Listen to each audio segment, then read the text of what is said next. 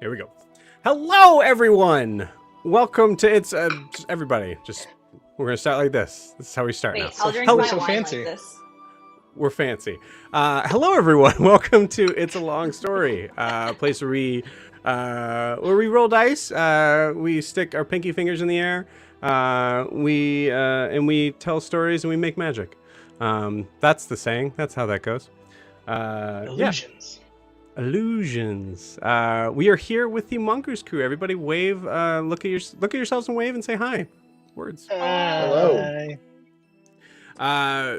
For those who have been keeping track or been watching here, we did unfortunately have to say goodbye to a player. So Miranda is not going to be with us for the rest of the campaign, which is sad. We will be, kind of carrying over that character as much as we possibly can. But yeah, obviously we will be moving on. So weird tangent here, but for those that don't know who we are, hi, we are a D&D live play stream that run every Monday, Tuesday, Wednesday, and Friday. Having 4 separate parties existing, living, breathing,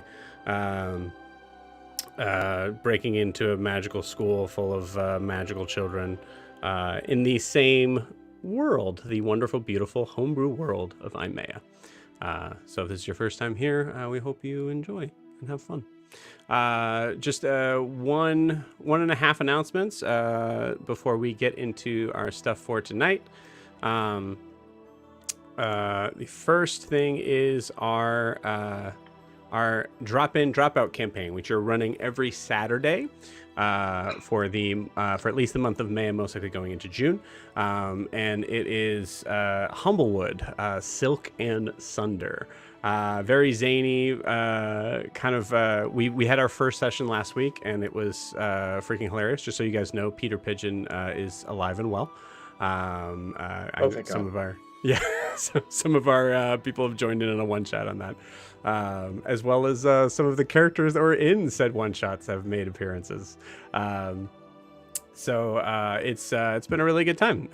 But we know that we have enough room for at least, I believe, like 2 more people for this week. And also we're going to need some people kind of moving in forward. So if you're interested in joining and playing and running some D&D, or sorry, playing some D&D, I'll run it. You play it.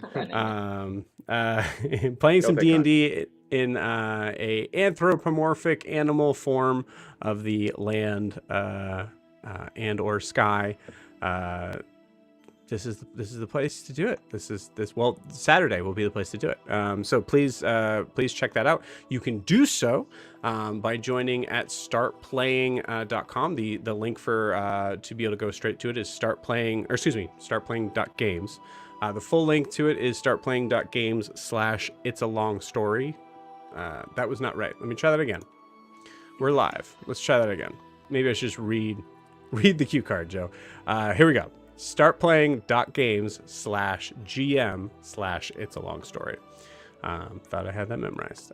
If you are watching this on YouTube, you can also find that link, not from my stupid face, but in the video description below.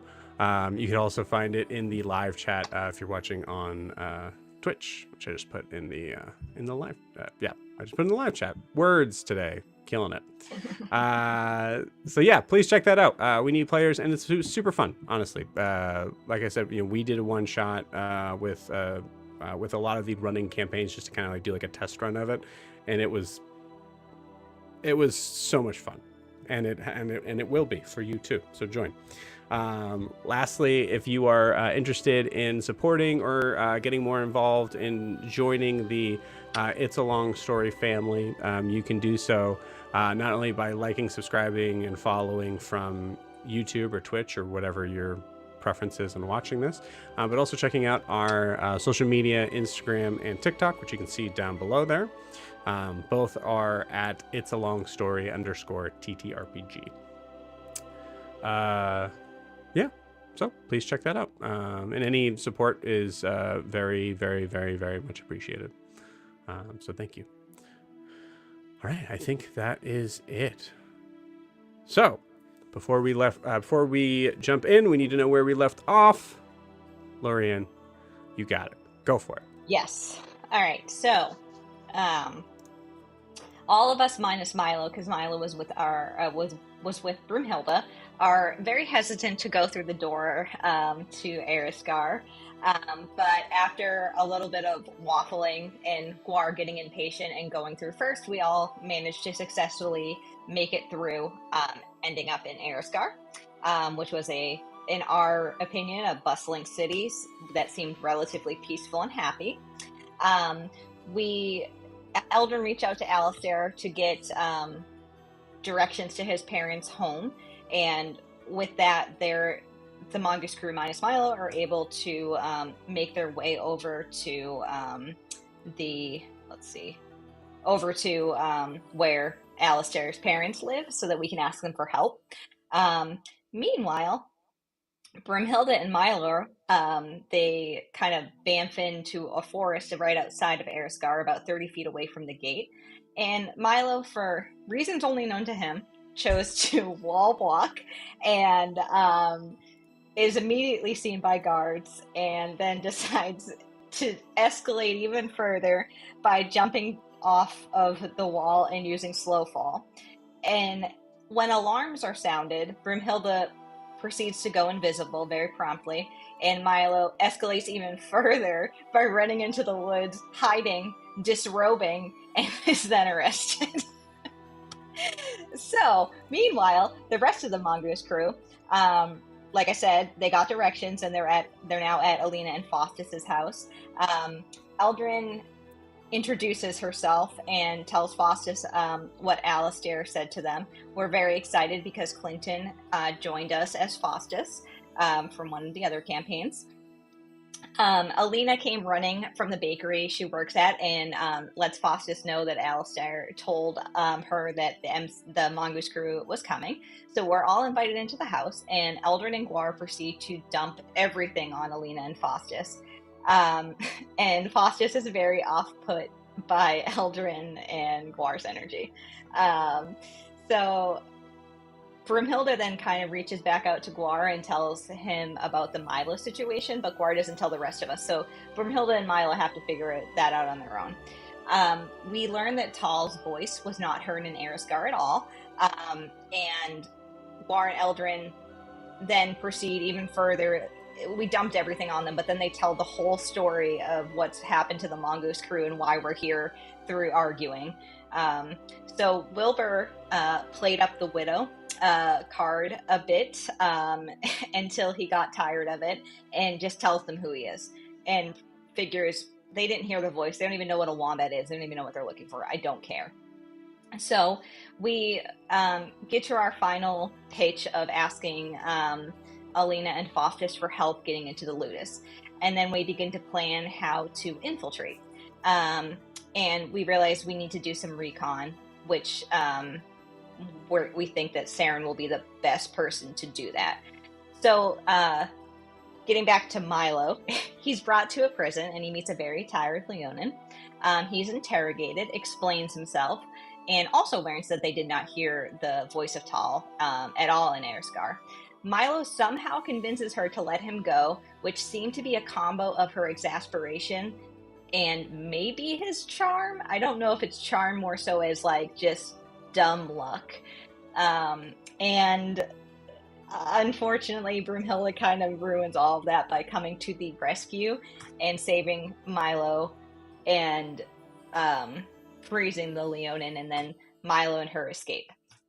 So back at the Alina and Fostis' house, Alina provides us with some stuff that we can use to maybe infiltrate. She has 3 robes that aren't in the best condition that students at the Ludus wear.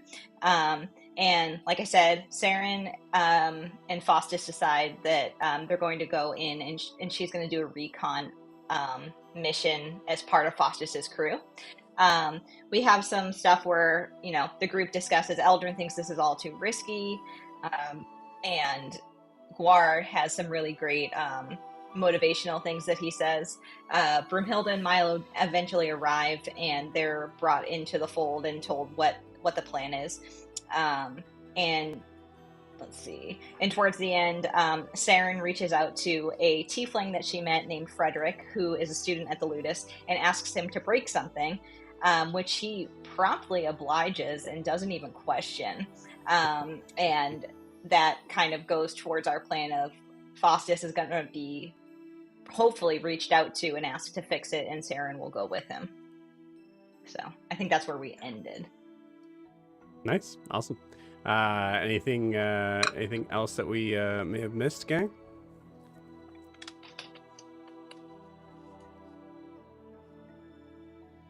Great. No. Good. No. Good. Well, cool.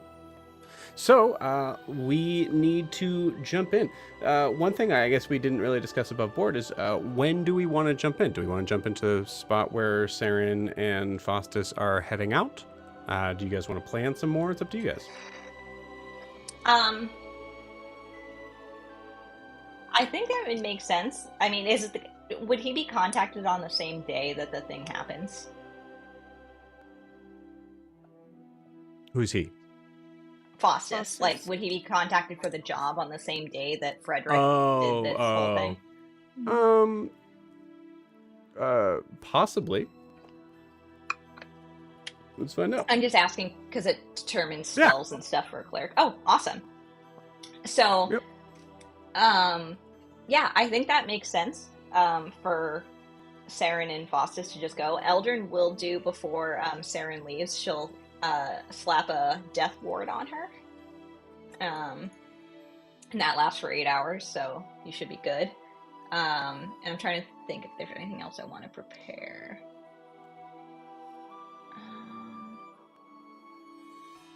And I want to be clear, I did use Inspiring Leader last session. So everybody has 18 extra hit points. I forgot about that. Is that temporary? Yes. But that lasts a while, right? How long I think it lasts until you have a long rest? until you lose them. Then you can't replenish those 18. Yeah.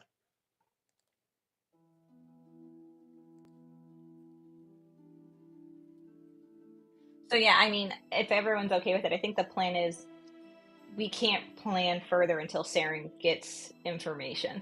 And one of the things, I don't know if you remember, Kayla, we said, like, Eldrin mentioned to Seren, one of the first things you should do is try one of your cantrips to make sure that we can do spells in there. Yeah.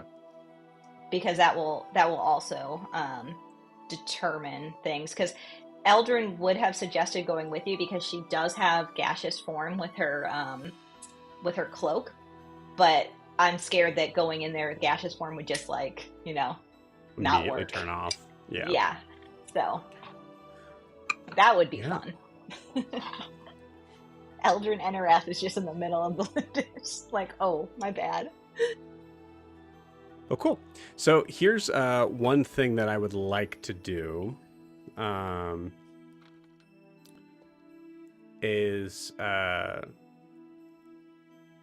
we'll say, without having to RP this,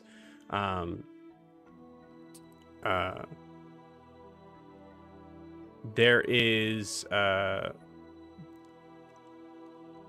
actually, no, we can RP it. That's fine. We'll say you guys are in the point of like saying goodbye to Fostis and Seren, and you guys are wanting to do this like as soon as he gets called out, because I would say at that point it's probably closer to evening, but that probably works in your favor, Seren. So if you guys are good with that, I am. We'll start right from there.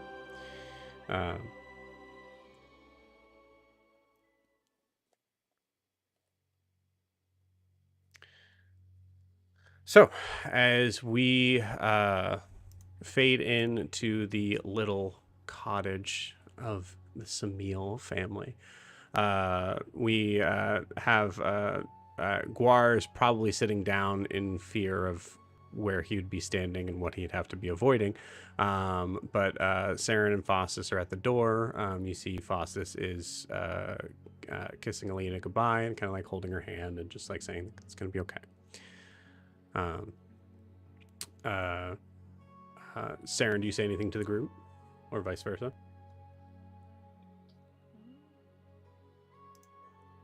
Does Eldrin remind her to do the? Yeah, Eldrin, as if she's a mother, is like, now remember to do the cantrips and make sure it's very important we find out if that will work.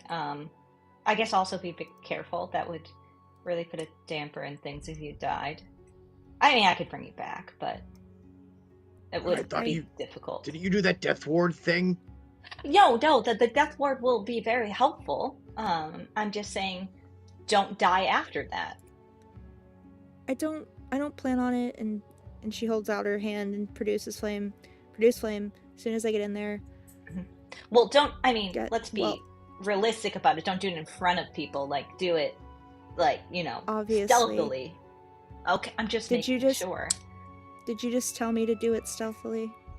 I don't know. You said you just produce flame, and then all of a sudden you produce it, and I don't know. All right. Well, I step in front of goodbye. I step in front of Eldrin, and I say to Seren, far be it from me from telling you anything that you don't already know, but just trust yourself. You've got this. Over Guar's shoulder. Actually not, because I can't. Over Guar's bicep or something. Around my elbow. Around my elbow. Yeah. I go, and proof. If you can find proof, that would be great, but that's not the mission right now. Proof is great, but just, you've got this, Seren. You know what to do. You are terrifying. You've got this. Yeah, stay safe. Bring me back something cool. Milo, sure. It's not what this is about. So just find out if you can use magic. Cool. If the thing that's cool is also proof, even better. And scout out the underground thing, the tunnels and all that stuff, and hopefully it takes Fostis a while to fix whatever it is that's broken, so you have a lot of time to do some recon. We just need to understand what the layout is, and Are you rogue-splaining to a rogue?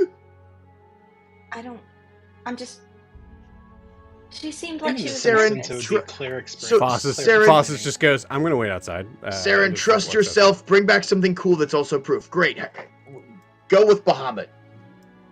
I mean, if she doesn't bring back proof, that's also okay. She's bringing back intel, and that is Bahamut's blessings upon you. Mwah. What about Persona? I mean, Persona is always... Sure, I guess, but mostly Bahamut. I mean, he saw you as, like, worthy to help, so I think that's something that you should take and hold dear to your heart. Bahamut's blessing. Milo's gonna fist bump you, and say, yeah, Milo's blessing. Have fun. Awkwardly fist bumps. Milo's blessing. Okay. I do turn before they leave. Honestly, though. I think I prefer that. And she turns. Yeah, I turn to Alina and I say, "We've imposed enough. Do you not want us to wait here while we wait for them to come back? Do you want us to go to an inn instead? I don't think you're safe anywhere else." Oh. No, I definitely shouldn't be okay. Like super visible out there. Well, maybe Milo can help with those uniforms that you have to make them, a little bit more. Oh, sure, I would love that. Yeah. New. Oh, yeah. And Milo's gonna pull out like an entirely too intricate sewing kit from his satchel. Eldrid's like, how did that even fit in there? It's something, I don't know, your magic, you get it. Okay. Can she just go on the mission now, please? Yeah, no, I'm not stopping Seren from going on the mission. You guys turn around and she's out the door. Oh, yeah. Eldrin turns around to be like, go! Oh.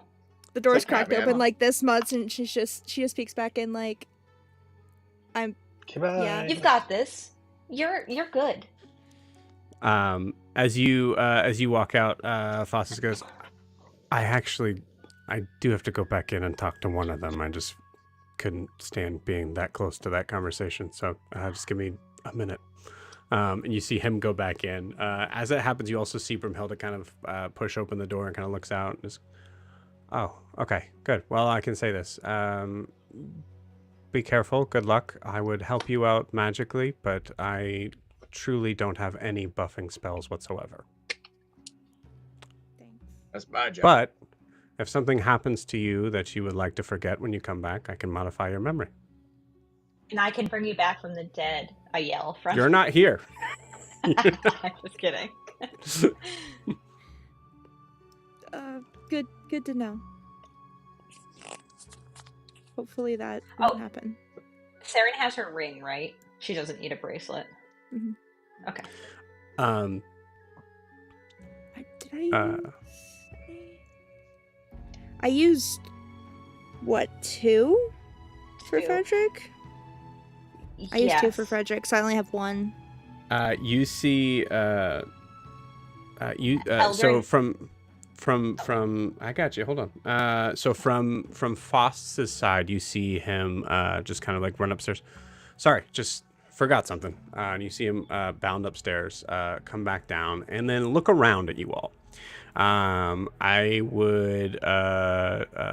It's probably going to be Guar, but let's give everybody a fighting chance here. Everybody, give me a D20 and add your charisma modifier, please. Hell yeah! Hell yeah! Except for Seren. Good, because I got a 0. Good. Wow. Not 1 minus 1.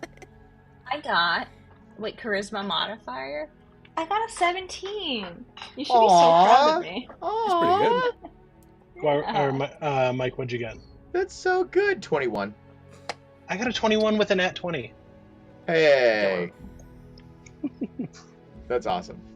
I will say that I think a nat 20 beats It does. 100% beats the count. does. Yeah. It's the higher straight. Cool. So, looking around, I think there's just a possibility that Guar and Eldrin are still in conversation, and just walks over to Milo.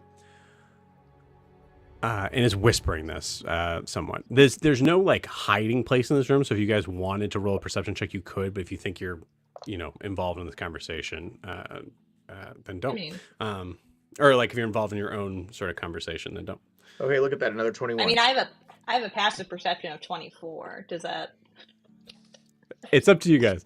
I will say what is clear is there's someone who's trying to have a private conversation with Milo, so it is more of a choice on whether or not you're listening in, I think. I think that I was really focused on... I was really focused on saying goodbye to Seren. Okay. So I think that too, yeah.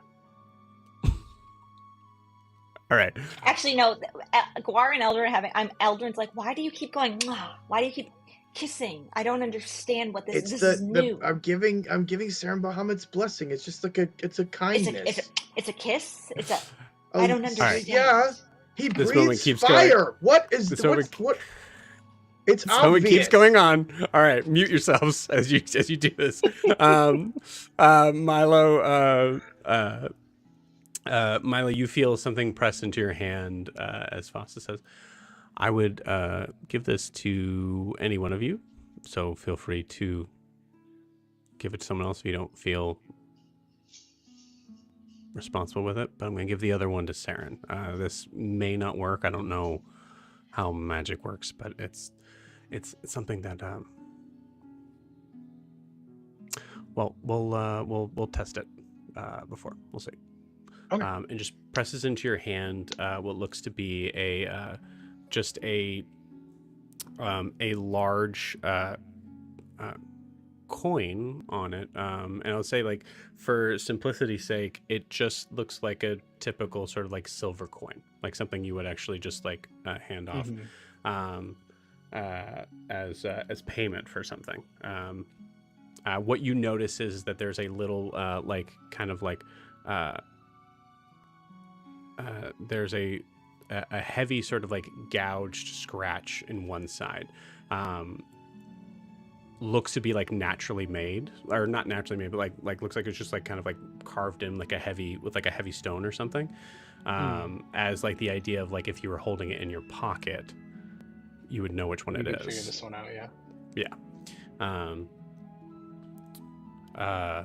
And just gives you kind of a slap on the back.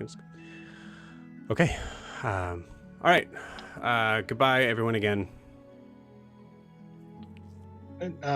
Thank you for putting yourself out. I know this is not your typical. Oh, what day is it? It's not your typical night. But thank you. Hey, as far as I'm concerned, I'm just fixing something that's broken in the school, and I just need help to do it. Yeah, and your new apprentice is real bad at fixing things and may get lost. So just You're good. We'll figure it out. Yeah. Looking at Broomhilda, who's just immediately going like... I think Broomhilda's not even hearing Milo's idea, just immediately just going like, don't. Whatever it is. Cool. And you see Fostis exit out, and we are going to... Yeah, cool. We're going to take it from Seren's point of view. So, Seren, at this point in time, it'd be about...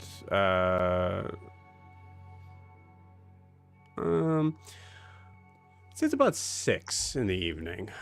There's been some time that's been spent in trying to plan out what the idea is. So you're traveling with Fostis. Seren, are you? So you have the armor. Is there anything specific you're trying to portray yourself as with that changing armor? Just something similar to what Fostis is wearing, like.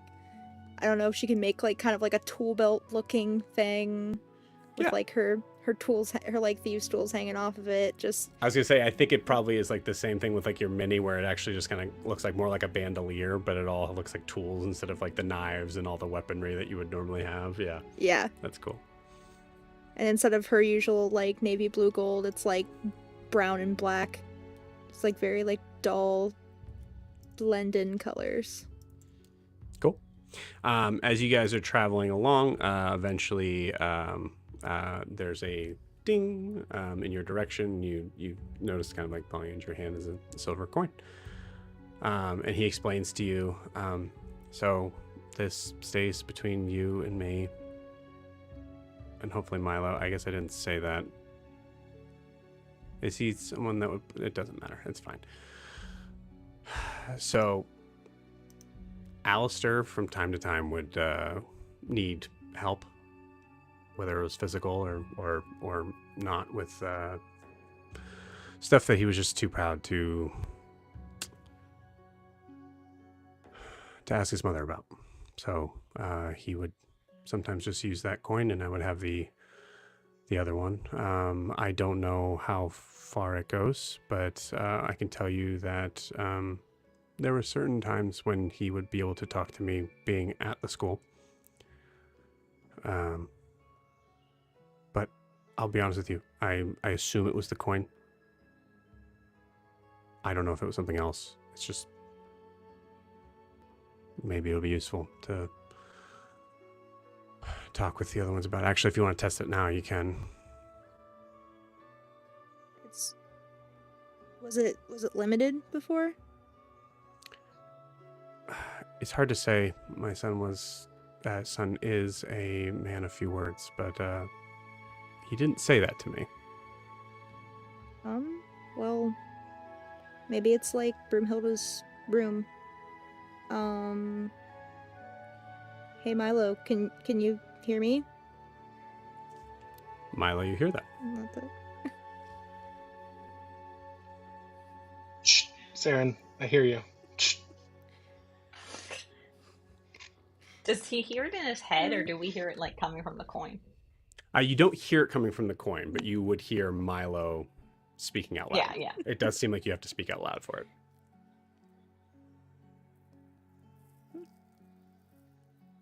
Cool. I guess we have an open line of communication. Hopefully. Yeah, I'm not sure. And we'll say, Seren, give me an Arcana check. 6. Yeah, you have no idea. Get a different dice. As you are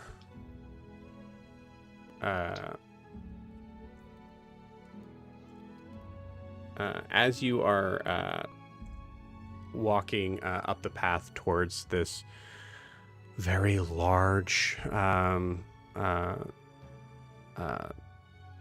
sort of center steeple that seems to have like a kind of like a gated sort, not a gate, but like a almost like a rampart wall around it, and you can see there are other sort of steeples behind it.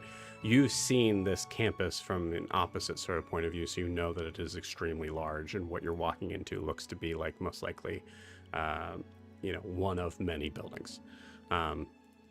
As you're walking up, you're walking across a bridge that you can see down below. There looks to be just like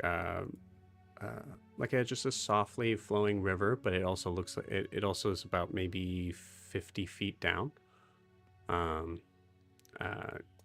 It looks like the kind of like crevice going into it.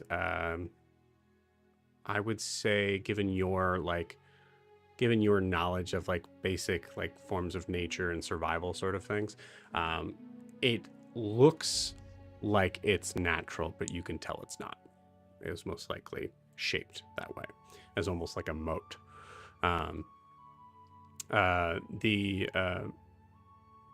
The bridge is about 50 feet across, and about 100 feet down.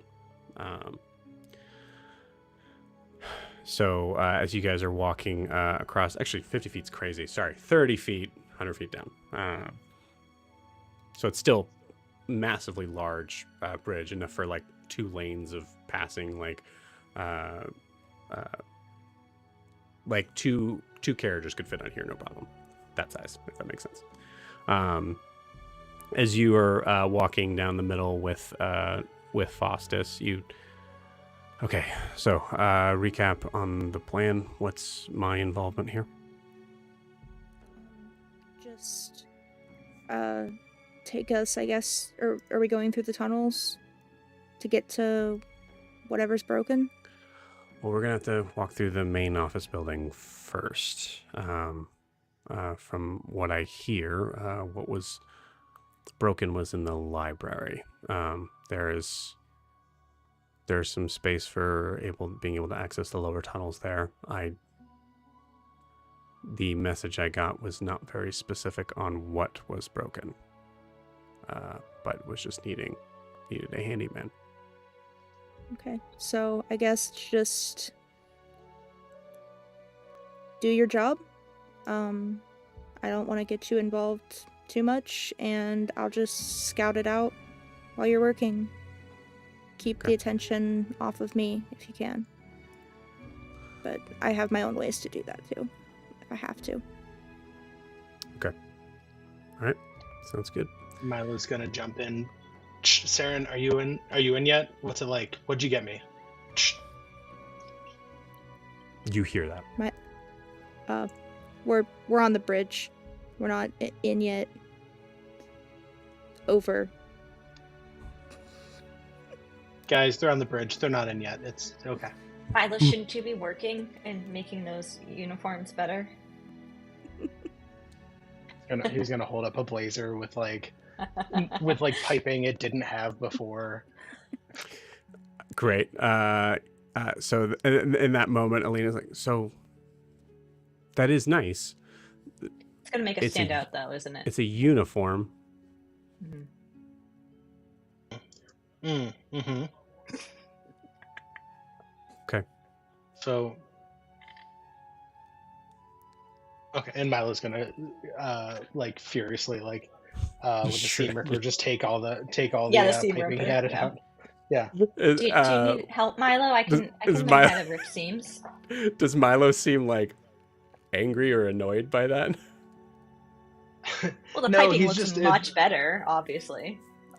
Yeah, he's just I don't know. They're a little drab, but yeah, you're right. They gotta blend in, so it's Milo, maybe after all they don't belong to us, I guess, but maybe after all this is done, you can get some commissions to make school uniforms better at places. Maybe it's an option. Yeah. Do you need help? I can rip some seams. It looks easy.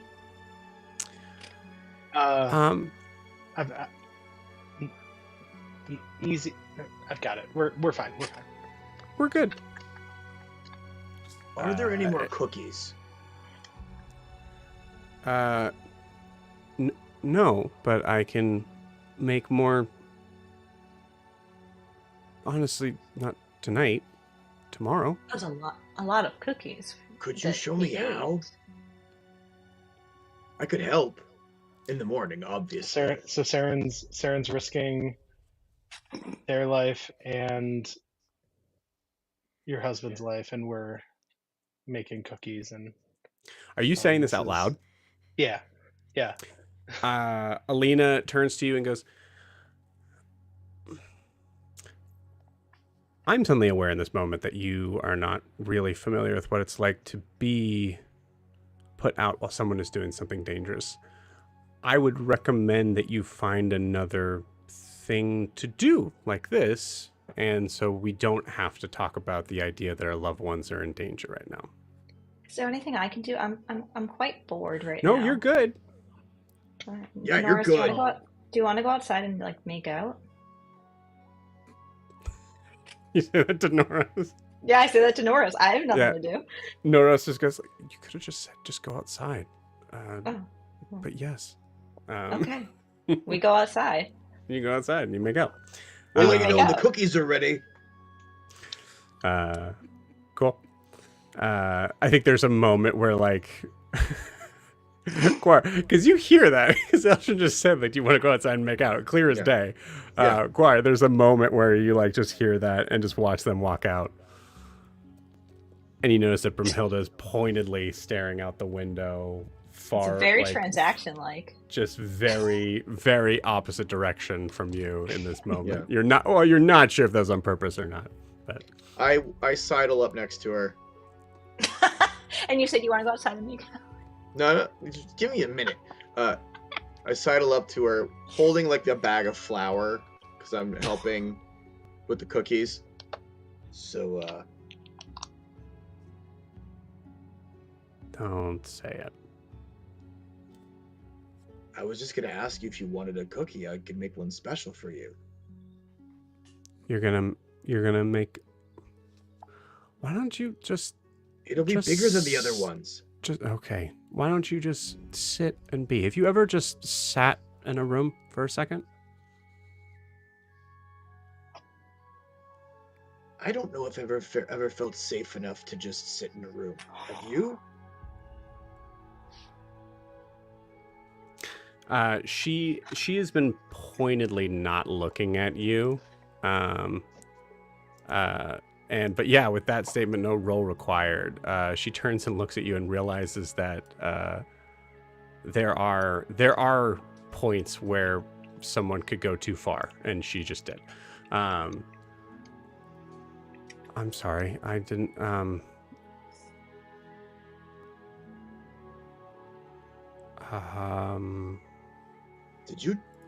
Did you just apologize? Yeah, you want to just go outside and make out? Drops the flour on the floor. Yeah, I mean, sure, it's fine if you want to. It's cool. I mean, you just see her grab your hand and walk out. At this moment, Alina just goes, actually, if you guys didn't want to, okay. Flour everywhere. Yeah. Oh. Okay. All right. It just goes to that. All right. Now we're back to Sarah. Just making out everywhere. Just making out everywhere. The hidden title of this episode. Yeah. Just be making out everywhere. Cool. So as we come back, we see there is a large, extremely large. I would say about maybe, I think 20 feet tall by about, I'd say about 20 feet wide, steel door that is currently closed. You see Fostis kind of standing in front of it, just kind of looking up at it.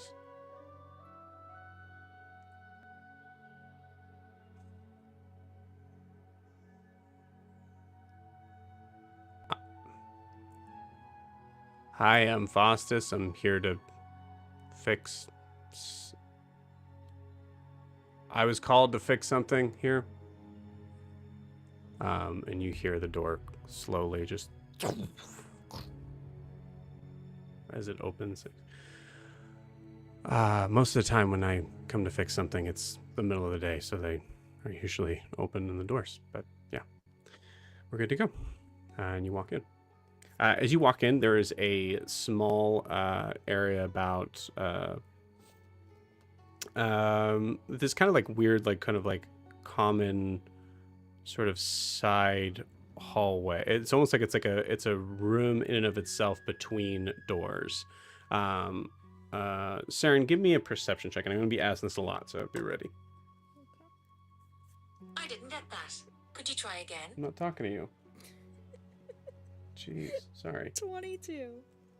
22, cool. The 22, you notice that there are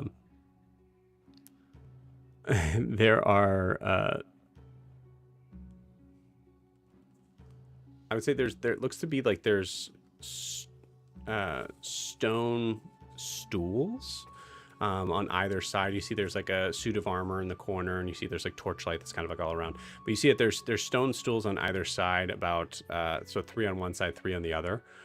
They look extremely uncomfortable, but you're not entirely sure what they're there for. But seeing that second set of doors, with the 22, I think with the 22, you're not entirely sure. Yeah, I don't see there's any way for you to be able to know what that's for. Sorry. But yeah. So as you and Fostis stand the second set of doors, this is more normal. Usually there's a thing of I don't typically have to say anything, and just the other door opens. So. Okay, great. And you walk through the second set of doors. As you walk in, there is a dimly lit hallway that is about 10 feet wide. As you kind of like see Fostis kind of like motioning for you to be able to like just probably like move a little bit behind. And you see it start to kind of open up into this sort of atrium here, but a smaller atrium. I would say it's about 30 feet around, kind of like that circular sort of spot. And you see that there is a kind of like a booth, sort of like a cutout, where there is a figure of a woman with glasses just down to her nose, hair kind of just done up. You can see that she looks to be a halfling, kind of full figured, is looking up through her glasses. Hi, you're not students. How can I help you? Well, I'm the handyman. We've met before. Oh, yes, right. I don't think I was given any notice of your arrival here. And who is this with you? Oh, well, this is, I was told it was a big job, so I'm just, bringing someone to kind of help me along to fix it.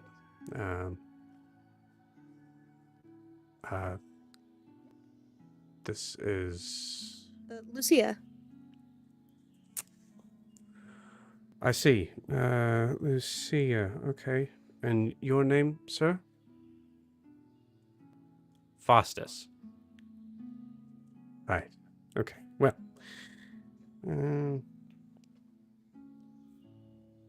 Oh, okay. Here it is. And you see her like lift her hand up, and to see this like paper kind of like formation. Looks to be like some sort of notice was given. Oh well. Oh dear. That's going to be a problem. Well, best of luck. And you're not magical, correct? So you're not going to have any need for magic. Just to check in to see if I need to Adjust parameters. Oh, well,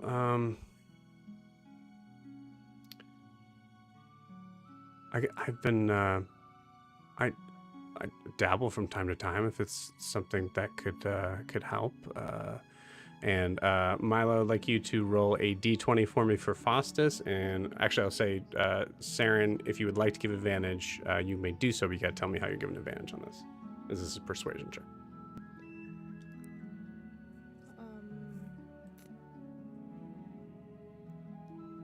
She's gonna start talking up his magic practicing.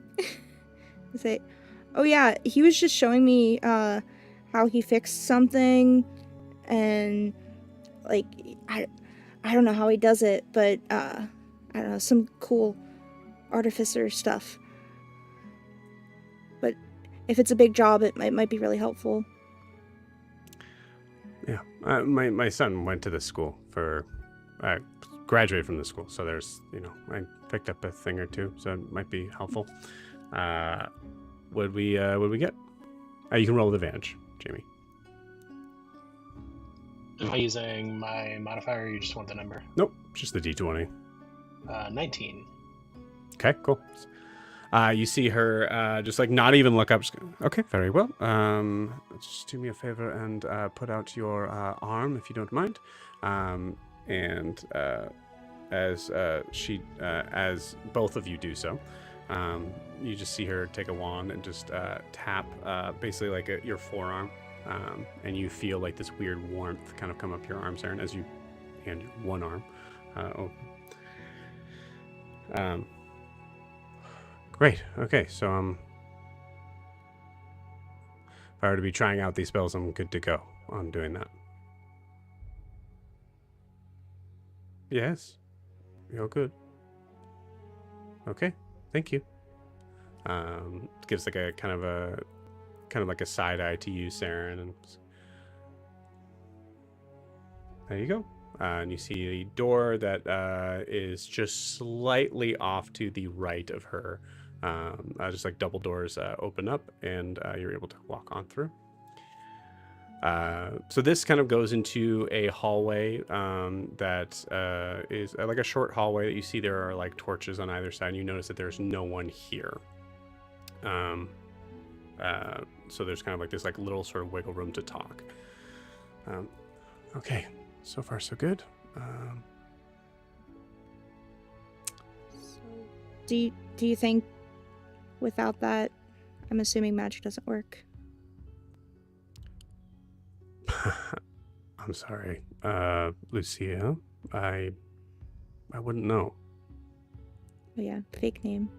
Can't risk you know who hearing. Yeah. But I mean, do you want to try to see if it works? She's just gonna hold out her hand and. No problem. Okay. I guess we'll see how long that lasts. Yeah. Oh, hey, speaking of lasts, I don't want to continue to remind you. I don't want to tell you to do what you do at all, but like I said, I don't know if it was campus specific where that worked. Gesturing towards your pocket where the silver coins probably.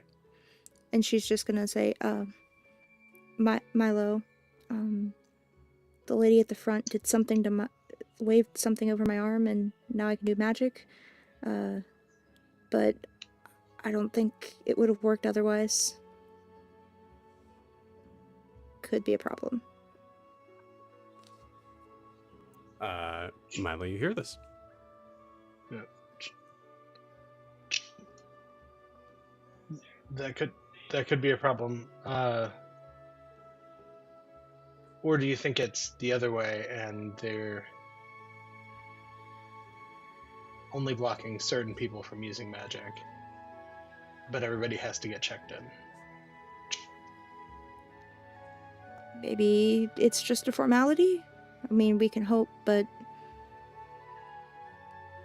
I don't know. Milo's gonna relay that to. Well, no, Eldred and Guar are busy. Yeah, as Milo's. You relate that to Alina. You mean getting busy?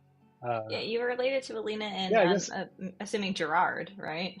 And a coat that he's working on. And Wilbur is here too. So. Oh yeah. Alina, do you know like the check-in process? Have you ever had to like visit the school? Do you know like? Do they? Oh, what, on like a Mother's Day sort of thing, visiting you? Yeah. You didn't really meet my son, did you? No, I haven't had the pleasure. Yeah, not quite a "Hey mom, come visit me" type of guy. Yeah, well, that's a shame. You're pretty sweet. Thank you. Although that the seam is a little loose over on that left side.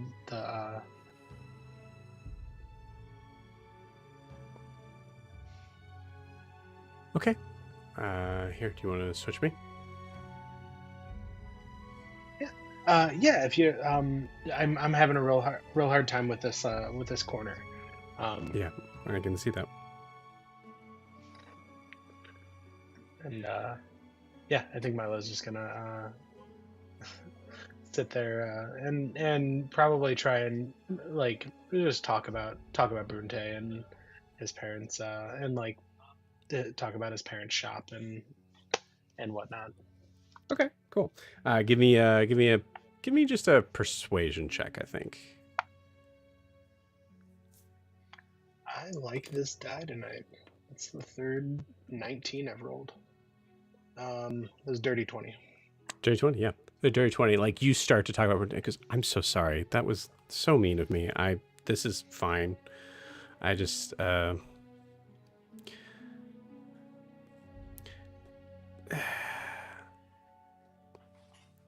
it's like the war again. So sometimes it's that was hard and now we're it's like we're back there. Literally on your doorstep. No, I get that. I didn't want to be I didn't mean to like overstep my bounds or anything. Like I said, when I'm working on stuff in a group, it's usually with family and we're yelling at each other anyway, so like I'm not used to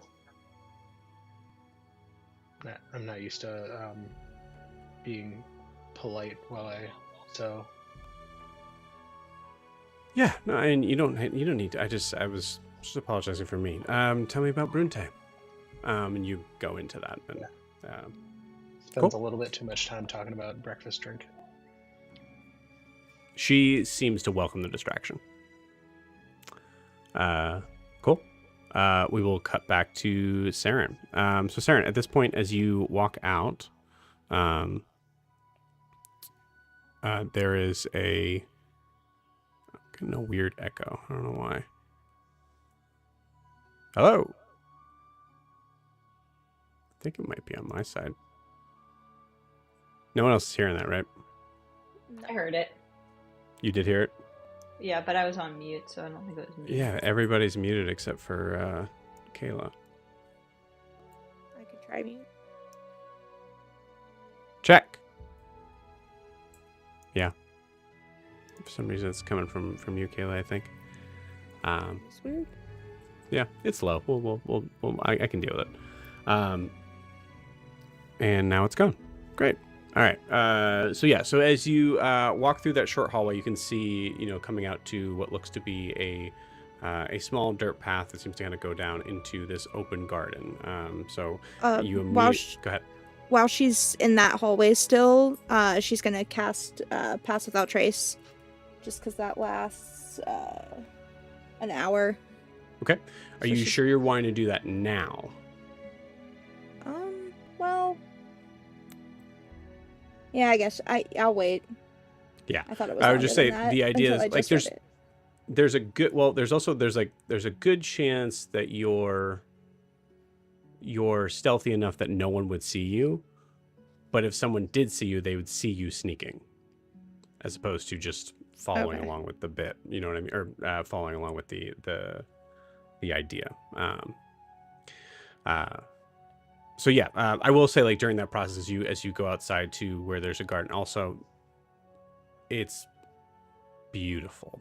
I think there's a possibility that part of, like, what Seren sees with the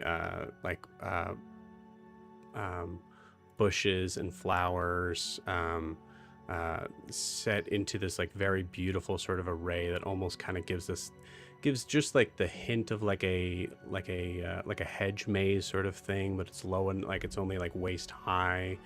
And you see there's a like fountain in the middle, where there is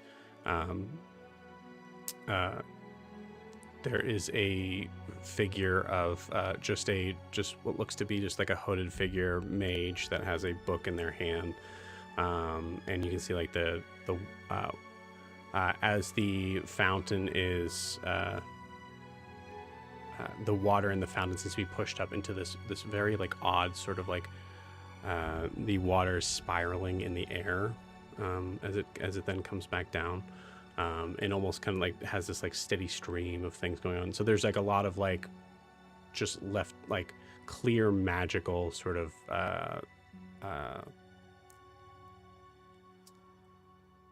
magically fused decor here.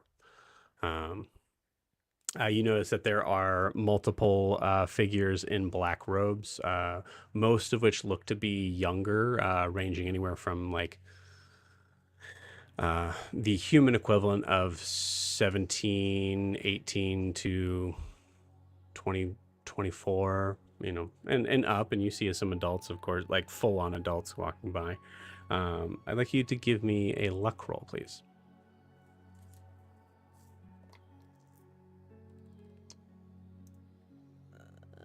13. 13.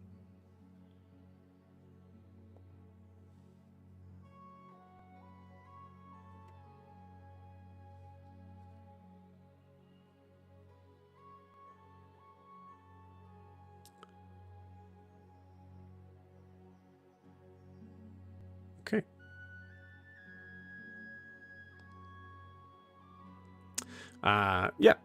With a 13, no one really seems to kind of take much note of you, or Fostis, for that matter. There is, like, a couple of eyes that seem to, like, look up as you guys are not, you're not in the dress code, but they notice you. You get the feeling that they kind of like the idea of who or what you are. Some of the glances definitely look condescending, for sure. But that works for what you're trying to pull off. So,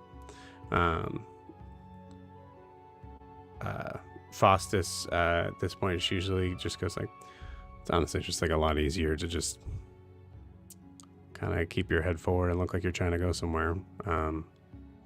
Excuse me. Moves, like, away from like a crowd of students who are just standing in the way. And you notice that there are three large, for simplicity's sake, three large, like, cathedral sort of size buildings. One of which from the left and the center, from left and center, seem to be connected, but just with, like, two different entrances. And they are also, when I say they're, like, I'd say this whole, like, sort of, like, courtyard area is probably about maybe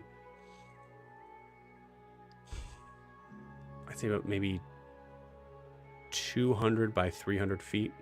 So it's very large open format. So when you see these other entrances, you notice that they clearly are different sort of, like, buildings that would have connections to each other. But you can also see there is a building behind the ones from your position from the left, and I'll put this in map directions for now, so that it helps in the idea of, like, you guys can, like, imagine it based on where they are on a map. But you guys are moving south, if that makes sense. Okay, just making sure we're because I want to make sure that there's any sort of, like, reference things to kind of come back to on this.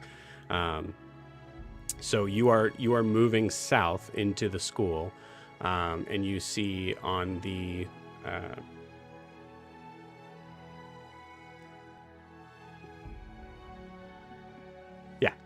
okay, yeah, we can do this. From the east side is where those two connected buildings are, so east and south. And then you see on the west there looks to be a building that is kind of off on its own. You also notice that there is a very large one of the bubbles of the area of the building where it's connected. There's this extremely large. What's the word for it?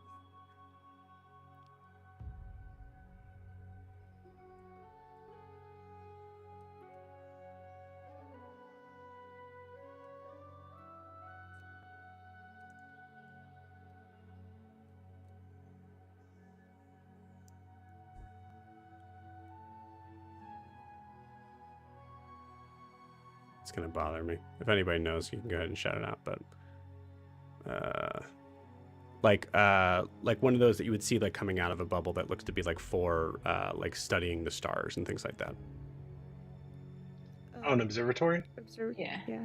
Observatory, yeah, perfect. Yep. It's like all I'm getting is telescope, but I know it's not just a telescope. It's a so you see that like in that area that is that has that very large sort of format. You can see this like huge massively huge instrument kind of sticking out from the top of the building that currently seems to be just like from Seren's perspective probably just kind of looks like something that is just a weird sort of like just like a weird stick kind of coming out of the building as it's like completely closed. There's no like lens sort of thing that would have it like closed from where it is right now. But you notice that building itself, besides the entrance and where that like sort of breaks off to it, looks to be like its own sort of place.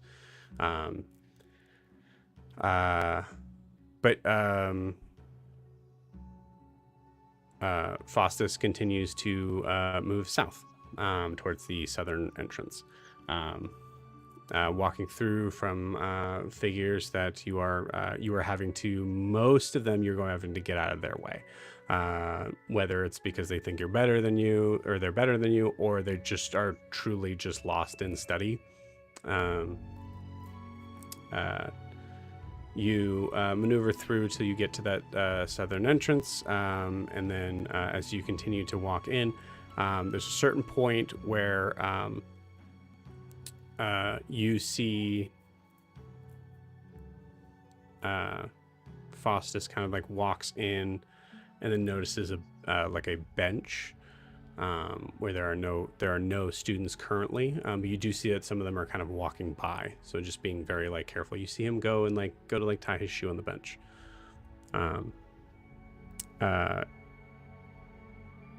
Seren, you get the idea that you might want to get as close as you can to him in this moment. I think he kind of just gives you like a look as he looks down at his shoe. Yeah, she sits on the bench and looks up at him. Cool. What's up?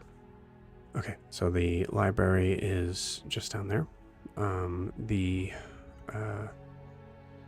know one of the passageways to go into the tunnels is there, and he points. So the library is about 50 feet down, and there's a door to your.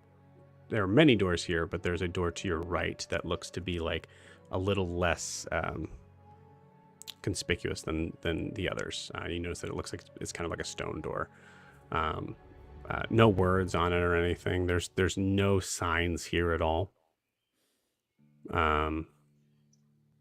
Milo's gonna chime in over the sending Cool. the coin, and say, Seren, in your little notepad that you always have out, can you make sure to draw like a little bit of a map to like where you are? You hear that? I'll do Is my Milo best. making the ch sounds? Uh-huh. Okay, just wanted to make Absolutely. I'll do my best about to check out the tunnels. She says Proud of you. very quietly. Cool. Roll me a stealth roll. We'll start kind of getting into that stuff now. 31. Cool. And that's right. without pass without trace. Correct. That's Jesus. Also, you can't roll lower than a what for stealth? 25. 25. Okay. So some of these I might just kind of surpass. What are the because I believe it's only 2, right, that you have expertise in, or are you past that point now where you have 4? Expertise, I have 5. Because it should be, is it just the ones that is it ones that you're proficient in? I think it's proficient. Let me pull up Provided here. I've been doing this right. Where is that? Is the question. I can't remember what it's called. Like reliable talent or something like that. Yeah, Yeah, it's reliable talent. I know we should let you add your person. You try. Yeah. So anything you're proficient in. Yeah. It's very weirdly worded. Your friends and Mhm. she has the skills and they approach it. Whenever you make an ability check that lets you add your proficiency bonus, you can treat it. Just say checks that include that you're proficient in. Yeah. No, it's Joe. weirded, very stupid. That's so dumb. Okay, great. Cool. So you can't roll lower than a 25 in most of these things. I'm just gonna have your sheet up. I think it's just gonna be easier to just have that like that. So in case there's a. Yeah. Well, sorry, you can't roll lower than a 10 plus your modifier. Mm-hmm. So that's good to. So yeah, No. 25 in stealth, 22 in perception. It's probably the most important ones. Cool. All right, great. So no problem whatsoever on being able to kind of communicate with that. I will say, give me an Arcana check. 9. Cool. All right, great. Sent the least magical person into the magical school. It's all good. It's all good. I will say it was a low stakes roll so far. I think we'll see. As you see Fostis lifting his leg or putting his leg back down, you see there is a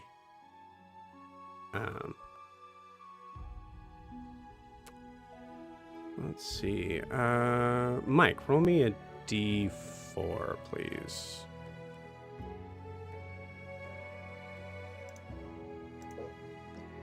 That is a 2. Okay, cool. Awesome. Give me a second here.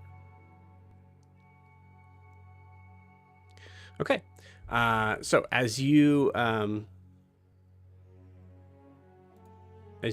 like see Fostis kind of like giving you kind of a nod of like, well, we're gonna do whatever you're gonna do. There's a moment where an older woman walks up and is calling out to you.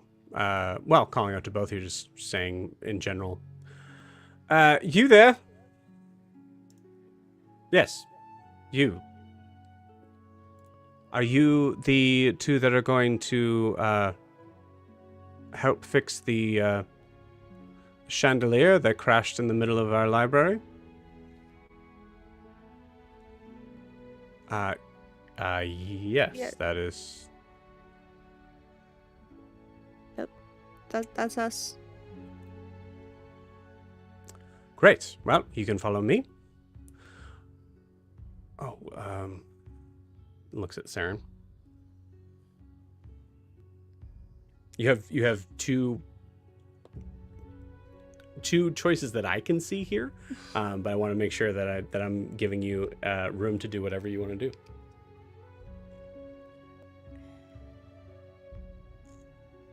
You said the library is only like 50 feet ahead, right?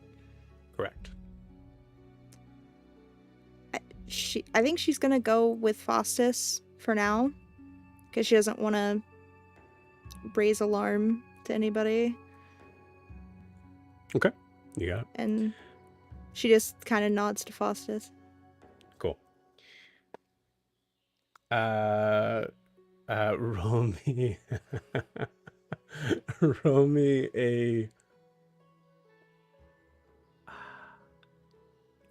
I'm gonna be really mean here and roll me a performance check here. Where even is my performance? -1. Mm-hmm. 16. Great. Cool. I'm glad. Cool. Fostis could've trying been to bad. trying to read what the nod in your that you gave was, makes the correct assumption in the idea that you were just going to follow along. All right. Yeah. Well, go ahead and show me where the problem is. And you see Magistrathana go, well, it is usually not my place to have to worry about what's going on in the library, but of course I am the one that did seem to catch the criminal. Let's be honest. Someone could have gotten seriously hurt. As you walk into the library, you see there is there is a line of students that have formed just outside in the opposite sort of like hallway of what this comes in. The library is like one of the connecting sort of areas here. And you see there is a line of students on the other end, and you see there looks to be other faculty members that are like, okay, just I can only let 5 people in, so just grab the book that you need and then go back. This is not a place to be hanging out. And you see in the center of the floor, when we say chandelier, this thing is massive. It is about it's about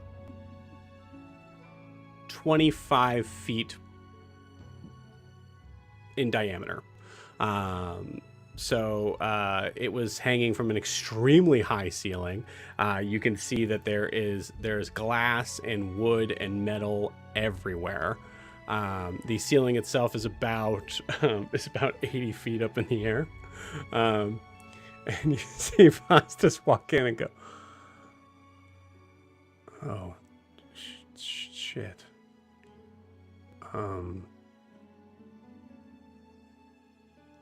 Well, are you going to be able to fix it or not?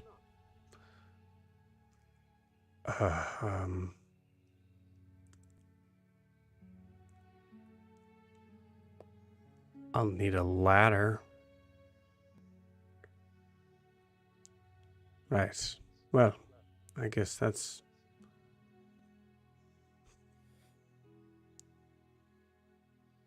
What if one of us just cast fly on you? Could you just use it that way?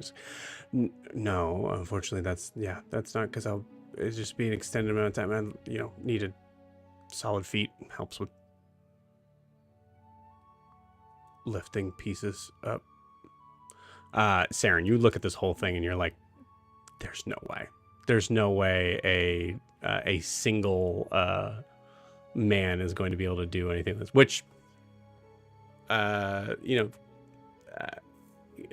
there's like a flip side to this. Like, no, like one, you have plenty of time.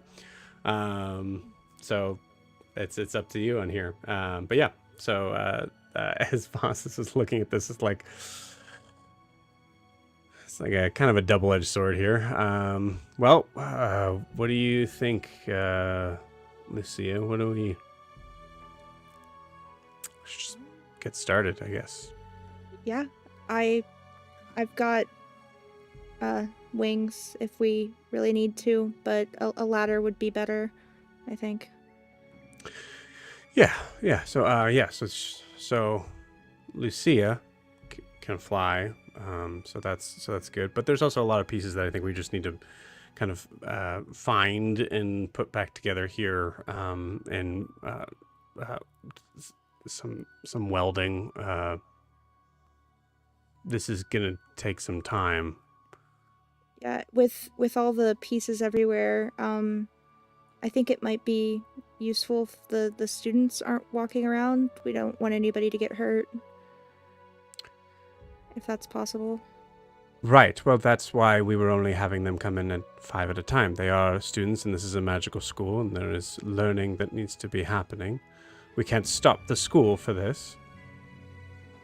Well, it is pretty late. Does the library close?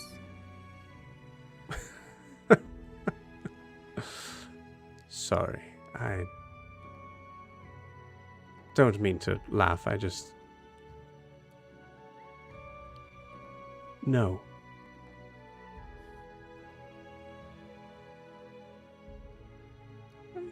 Well, I'm sure we can figure it out. We'll try Great. to get it cleaned up as soon as we can. Well, if you need anything, I will be keeping the masses at bay. Yes, I see you, Clarence. And she like moves over in that direction, starts to walk away. Fostis looks at you and goes, I'm only going to be able to pretend that I can fix this for so long. Your friend really went to town. Yeah, he seemed a little bit too excited. I told him not to blow anything up, but I didn't realize I needed to say don't drop the 80-foot tall chandelier. Okay. Yeah. Is there like a broom that I can pretend to go get or something? I guess I was thinking that you just go to the bathroom. Sure. Or broom, that's fine. Either one. Yeah. I just think if you said broom, there's a possibility that someone would fly in on a broom. I don't know how to... That is a good point. And she's gonna look around to see if there's like bookcases she could go between to cast her Pass Without Trace on herself.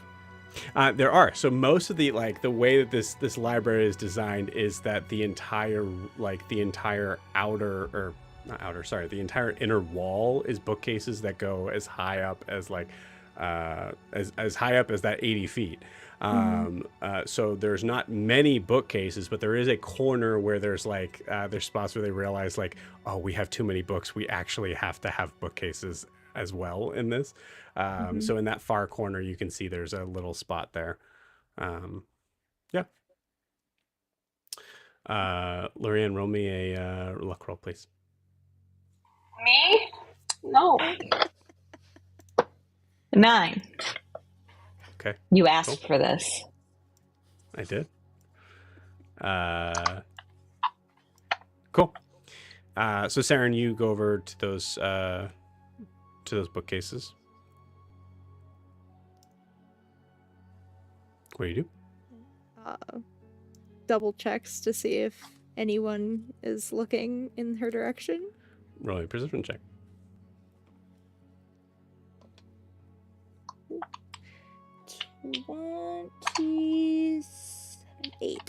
28. Yep. Can't. I rolled a 19. Still not enough. Cool. You see there is kind of in that weird sort of cubby of the space between bookcases, but facing this window, this stained glass window that is separating the weird thing with this place is that it's all bookcases, but there's holes that are cut out just perfectly aligned for these stained glass windows to get allow natural light to come in.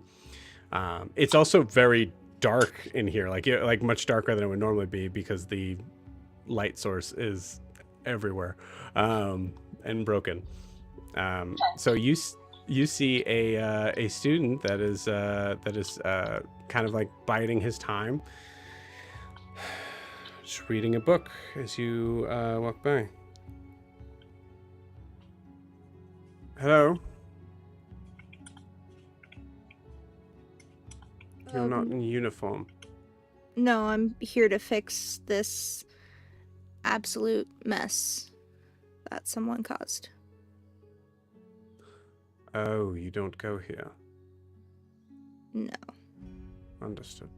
You notice that for all of the All of the students seem to be in mostly like black robes. You notice that he looks like he has like a very dark blue robes, but he's definitely young. Like looks to be human, about 19, 20. Oh, you can't see the image, can you? No. Yeah. Hold on. Trying to refresh. Go to YouTube. Even though not even my YouTube doesn't want to update. Okay, cool. That's fine. Oh, there it is. He's Okay. a nerd. That's what you see. A nerd. You see a Got nerd. Well, why are you over here? I was trying to find a bathroom. This place is massive. Well, this is the back corner of a library. I assume you normally use some facilities where you come from. Yeah, I thought if I came over here, I could, like, look for a door. I'd be able to see more of the room. And also was kind of checking the damage of that. Yeah. Well, the windows that are pointing outside should probably give you some idea that this is, on the other side of this wall is the outside world. Unlikely we would put a Yes. bathroom out there. That's why I For, was well, looking. for us, Yeah. at least. Thank you. You're incredibly helpful. So you're looking for the bathroom? Yes. Could you point me in the direction? Sure. You're going to, Oh, okay, cool. You're going to, what? You're going to go over and as soon as he points a hand out, you hear from the other side of the room, "Who's back there?"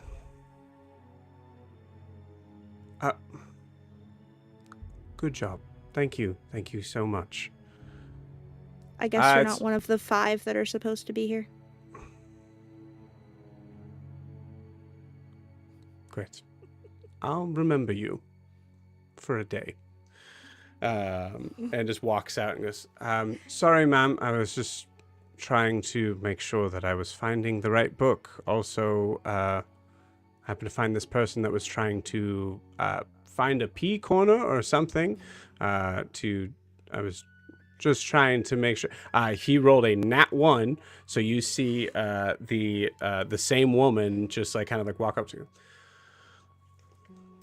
Felix, I expected more from someone who is supposed to be a student leader. You know the rules that we've had in place for the past 2 hours. Respect the authority if you want to be given a higher position. Yes, ma'am, of course. My apologies. I will... I found it. And you see him quickly kind of like run out of the room.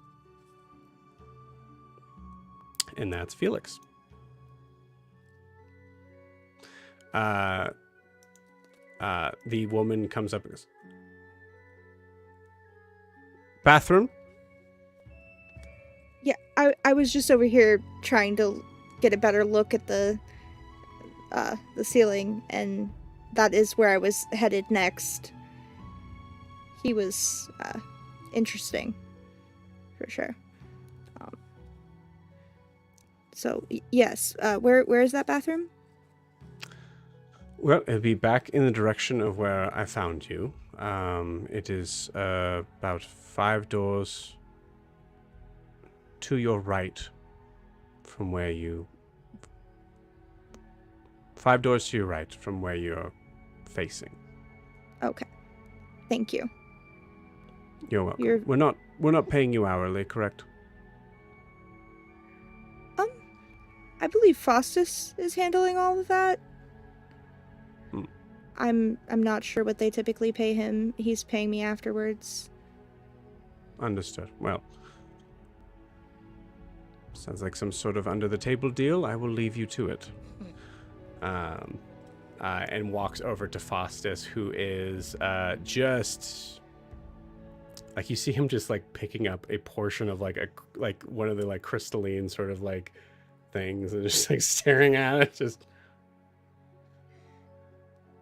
as the I will she didn't introduce herself because everybody here is are assholes, but you eventually will hear the name Magister Thana.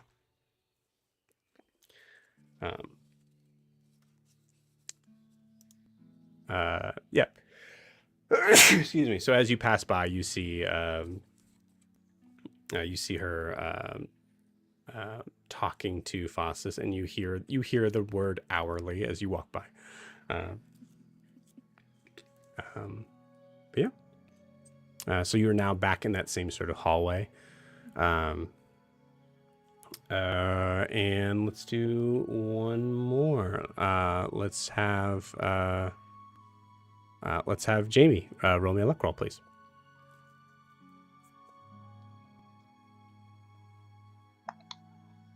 Nat 20. Nice. Thank you. I've been switching my dice back and forth too. Hey, I believe you. That's great. That's awesome. That's good. It was meant to be. Also, I like moving this story forward. So, cool. With a nat 20, you hear, as you walk in, you're possibly like just about to cast something. You're, about to kind of like go in that direction. But as soon as you kind of come back in the hallway, you hear, all you hear is a voice. Is, psst. Hey. She looks. Elf girl. You look and you don't see anyone. Is it Frederick's voice? It's Frederick's voice. Oh my god. What did you do? Pretty cool, huh? A little much, but Well, I mean, I made sure that everybody, kind of got out of there. I made sure there was enough time for them to see like falling chandelier. So just property damage. It worked. I'll give you that. Cool. So, what are you doing? That depends. Can you keep a secret? I feel like I've proven that. But yeah.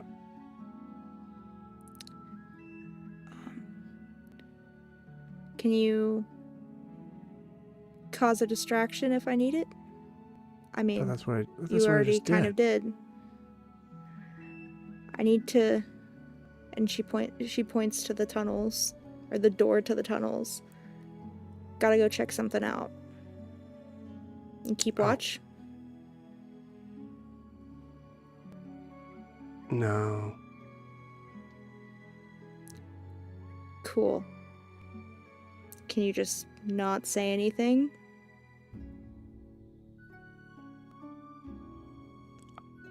I mean, I feel like I kind of gave you a big favor. I feel like I should be given a little bit of what's going on.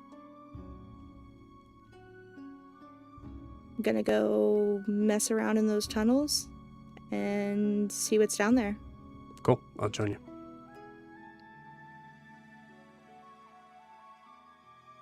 I guess so. Are you stealthy? Can you see me? Good point. Yep. She still has no idea where he's at. She's just talking to the air right now. Yep. Yeah, there's one like really tiny halfling girl that's like carrying her books like this. It just kind of gives like a little. Seren just waves. Just walks by. After she walks by, is it relatively empty now?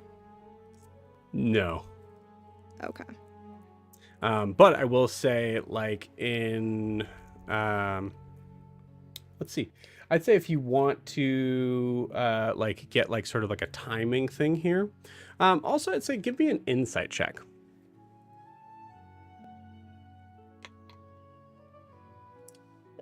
It's 22.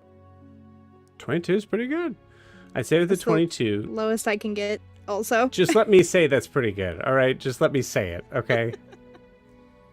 No, 22 is still good enough. I will say with a 22, you're able to determine that like as long as you don't look like you're talking to the air, you're kind of also invisible here. Mhm. You get a good feeling that like as long as you can time it right, you can probably go through that door unnoticed. she's gonna check and make sure she doesn't see any older people or students in blue robes. And she's gonna relay that to Frederick and say, as soon as it looks clear, follow me. Yep. Okay, great. Yeah, that old bitch is looking completely different direction. Cool. Give me a stealth roll. Okay. 25. Cool. 25, you slip through. I'm going to roll for him. Yeah, you're good. You feel pretty confident as you open the door just enough for you to be able to squeeze through, and assumedly Frederick coming in after you. Cool. Door closes, and as it closes, we'll take this moment to take our 10-minute break. So we'll see you guys in 10 minutes.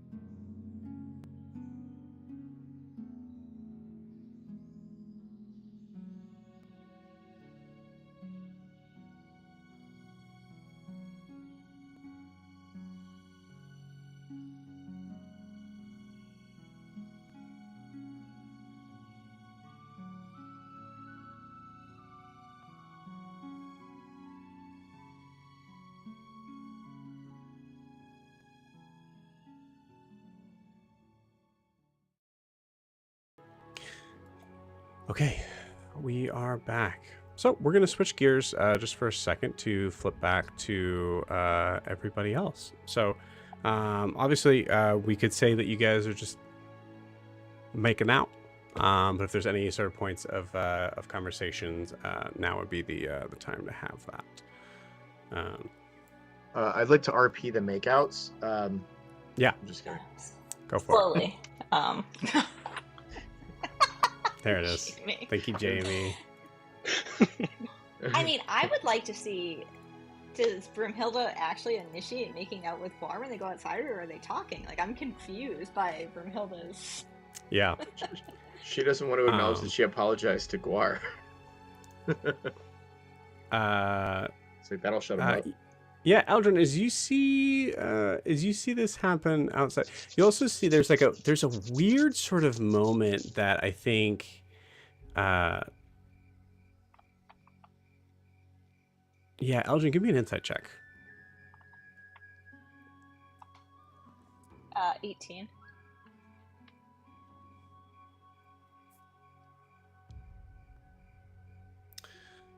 There's two things you notice that seems odd.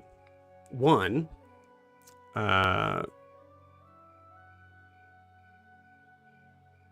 Brumhilda is showing any semblance of public display of affection, and two, Brumhilda showing any semblance of public display of affection. I think like full on, like just like you see her like kind of like look around for a second, and then just like I think, you know, for like Eldrin and Norris, you guys have like found like a spot in the grass and they're just like kind of like sitting, and like, you know, you're I think you're in more of like a sort of like picnic sort of like space where you guys are at. Brumhilda just like Quar, you get like pushed up against the wall, like that sort of like style. It's weird. Not for me. Yeah. This is the best day of my life. Well, second best. I feel like Norris's back is to what's going on. And Yeah. That's odd. Okay, all right. I won't do that. No, you're fine. No, not you. No, you do whatever you want. No, Broomhilda just like goes back to what he was doing for a second. I push him by the chest and I said, no. Oh, okay. Broomhilda You're just really confusing me right now. I'm trying to tell you some as I've heard people say before, some juicy gossip, okay? Okay, well, just Broomhilda, yeah, listen something to me. about what you said. I'm good. Go ahead. Broomhilda literally just pushed Guar up against the side of the house. It's like making out with him. Don't Just turns and looks in that Norris. direction. Oh, well, I looked though. Yeah. That's weird, right? What the fuck? Yeah, that's I weird. don't know. That's like our move. Well, I mean, even we're not doing that. Yeah, I know. True, we're not.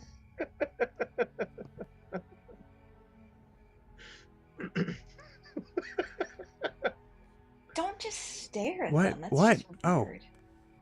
Okay. Yeah. No. I'm just concerned. It's not even their. That's not even their outer wall. They're making out against. I know they could have chosen like a place that wasn't right in front of us. It's like they want to be seen. Yeah. I mean, is this what we're doing now? We're just gonna stare at them. What?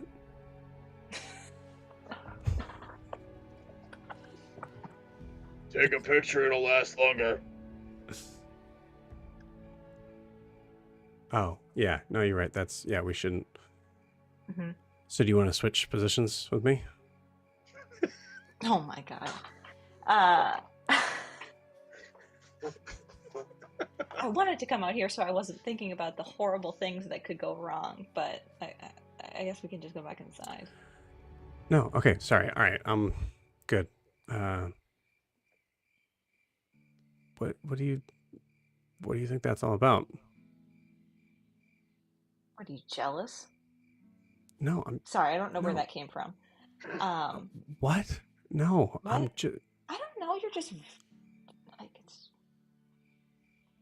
What? What? Look, listen. Let's be honest here, okay? There are two very different environments Mhm. that we have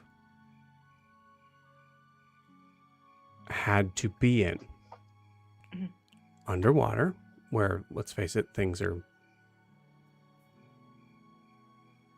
great and easier, but different. And then I just, they're from the land. I was just trying to see if there's something I'm I missing. mean, honestly, like, there's a tree like next to us. I was like, let's just sit up against the tree and like watch. Who cares? Clang! You hear a piece of my armor hit the ground. Oh, Cool. Norris and I position ourselves up against a tree, and we're sitting with each other, and we're like watching the show. Like, what's going on? I picture you guys are like only maybe like 30 feet away too. Yeah. Yeah. So yeah, we'll switch over to Yeah. Guar. I'm not gonna make out with you, dude. I was waiting. Waiting for it. It's gotten into you. What? I'm just. I'm not okay. complaining. I'm just like, okay. Like but Uh, everybody can see us. Are you okay with that? Is it like a thing for you, or? I don't know. Whatever. Just fuck it. Who cares? Just and then Okay. like turns around and actually sees. Yeah. Sees no noise.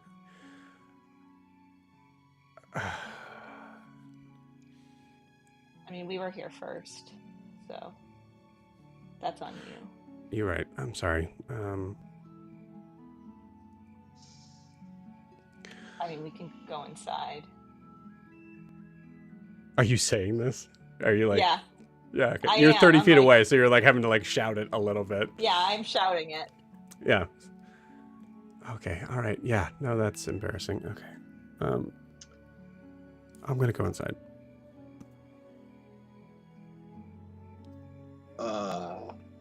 Okay. Do you want to? I think there's a room at the top. Up this. There's a step ladder. I think. No, I've embarrassed myself enough. I'm sorry.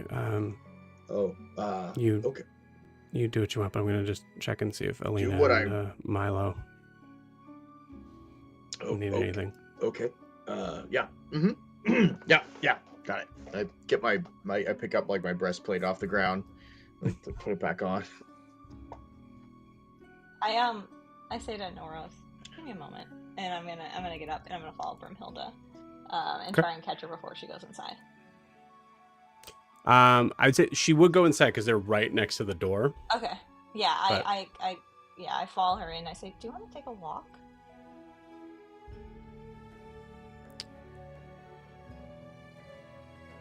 Yeah.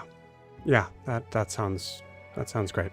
You know what? I really shouldn't move right now. I'm gonna stay here for a few minutes. So yeah. Have a bye. See you later. And I'll help with the cookies when I'm. Yeah. Yeah, I'll be a minute too. I'm still gonna make you a big one though. Are you talking to me? You're both outside. Oh, so we'll say Yes. like they walk outside and they're like, yeah. Oh, I'm still outside. I haven't gotten up yet because I can't move. Yep. For reasons. Yep. Yeah. So Milo, from your vantage point, you see Brimhilda come in. You see Eldon say, "Do you want to go for a walk?" And then you see them both just turn around and walk right back out where they came. Eldrin puts her hood on, so that she's not as noticeable as a Triton. And I think we just I lead her like outside the gate, and then like I don't know if they live on like a street that we could just walk down. Yeah, it's like a dirt road. Okay. It's actually like it's very peaceful. So it's a dirt road. It's a little bit higher up, so you can actually see that you can look out,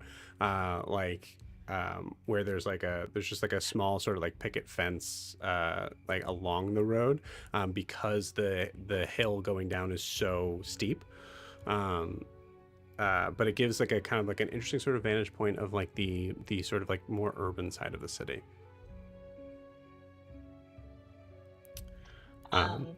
I don't Yeah, say no. anything at first, and I just walk with her. Cool.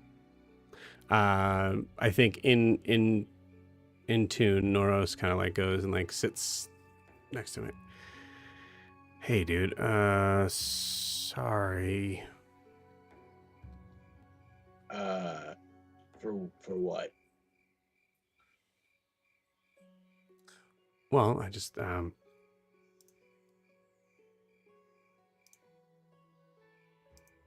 don't know. I felt like I was maybe we might have screwed that up for you. Oh, you definitely did. But Yeah.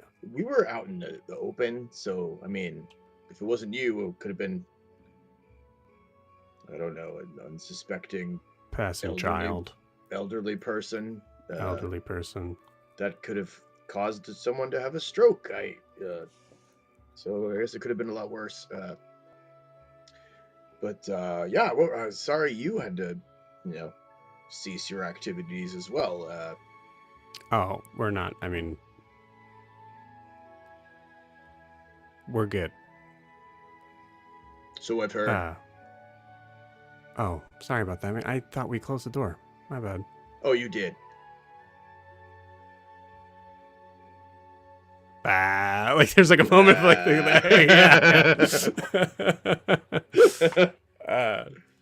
Yeah. And I'll leave you with this. I think we're gonna kind of like cut to Milo, and then we're gonna kind of go around in a little quick sort of movement here. Yeah. Noros is gonna ask you like, how are you doing? So we're gonna pause that there,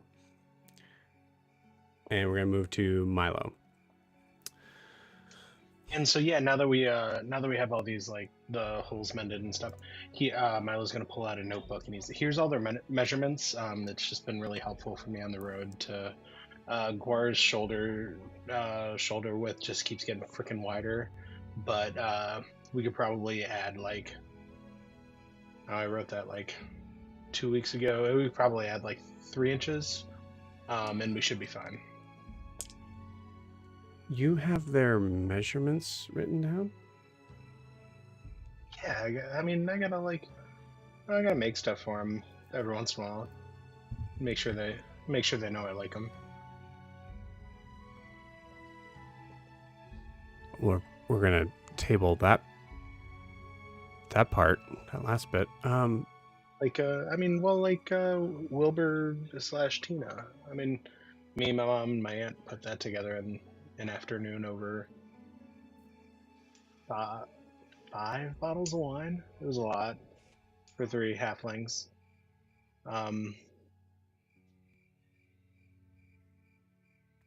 But No, go ahead. But yeah, I mean, yeah, it just it keeps it helpful. I don't have to keep like remeasuring, except for his shoulders and his calves are. We're gonna want to let out room for his calves. Yeah. Okay. I'll follow as much as I can on here, although they're robes and we don't really have to worry about calves. Fair.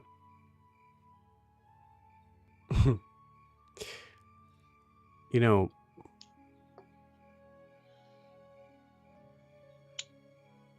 Fostis was... We met just before he went off. And I don't have to give you the whole romantic story, but there was a time where, when the war was over,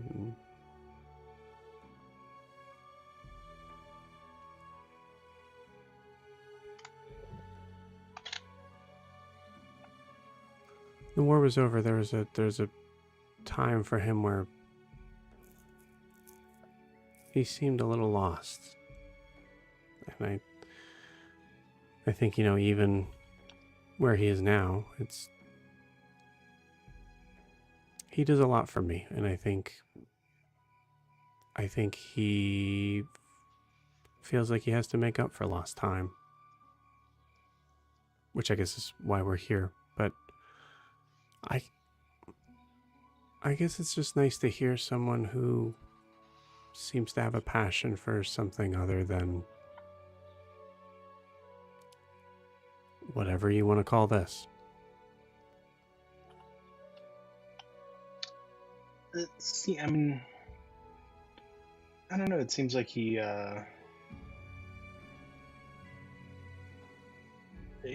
seems like a really good guy. I've met him for, I don't know, we spoke a couple hours. He's been. Ooh, Fostis? Fostis, yeah. Yeah, he's the love of my life. There's the worst thing about him is how much he cares sometimes. Yeah. But I guess I was trying to say, maybe Milo, it's easier to. I was just saying, I just want to make sure you're hearing me. I was saying that I think it's nice that you, when the time comes, have something to be able to settle down into, maybe.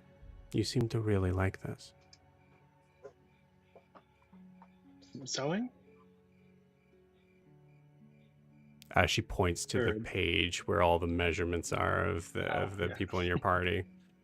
There's probably like a design of like Eldrin's wedding dress next to like that's probably when you first got all of our measurements. And it fully has like name, measurements, like favorite color, favorite like flower, whatever to like include in, and like it's like broken down. Yeah, it's I don't know. I enjoy making things that people use. I enjoy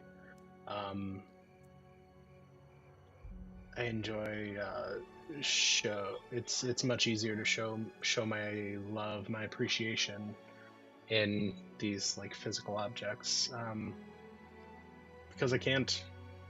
I mean, I can like take a beating for somebody, but I can't like bring them back to life, and I can't like beseech a god for them, you know. But if I give them a robe, or I give them a wedding dress, that they'll have that after I'm gone, hopefully.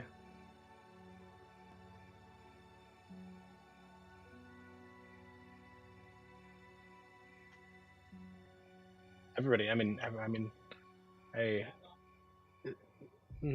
looking around your house, it's so warm, and it's so, I came running from the sheriff's office, and you welcomed me right in.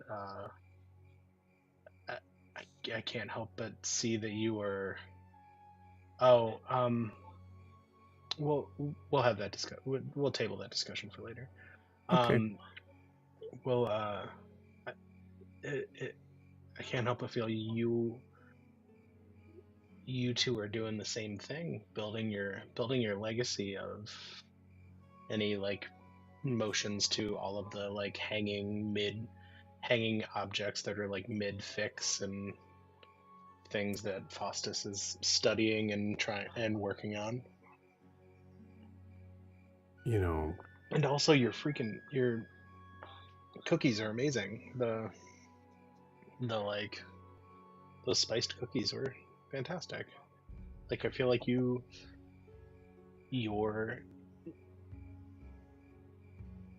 I don't know how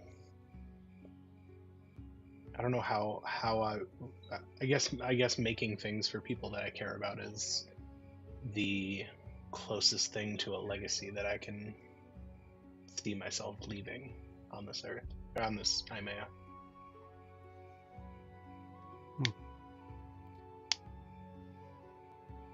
Well, I hear what you're saying. I think that the showing pride in what you do is very important.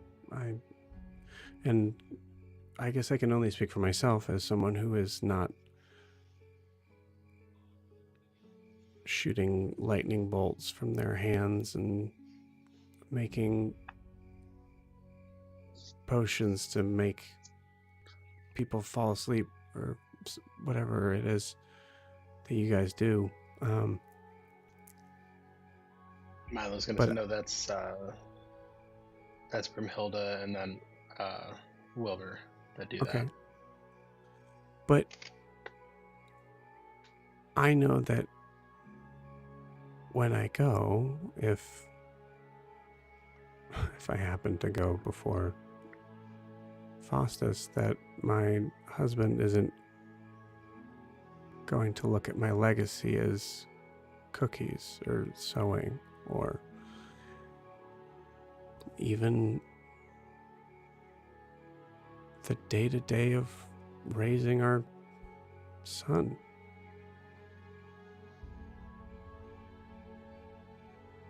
Sure. The legacy comes in from the time spent. The love that you give and receive. I like to think that what you leave behind is a better place, not because of the materials that you've made, but the lives you've changed for the better.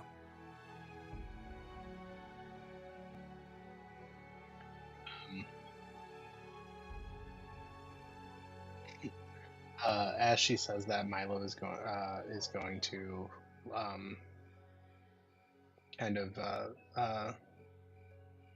intentionally poke himself in the thumb with the needle he's using, and just, shoot. You okay?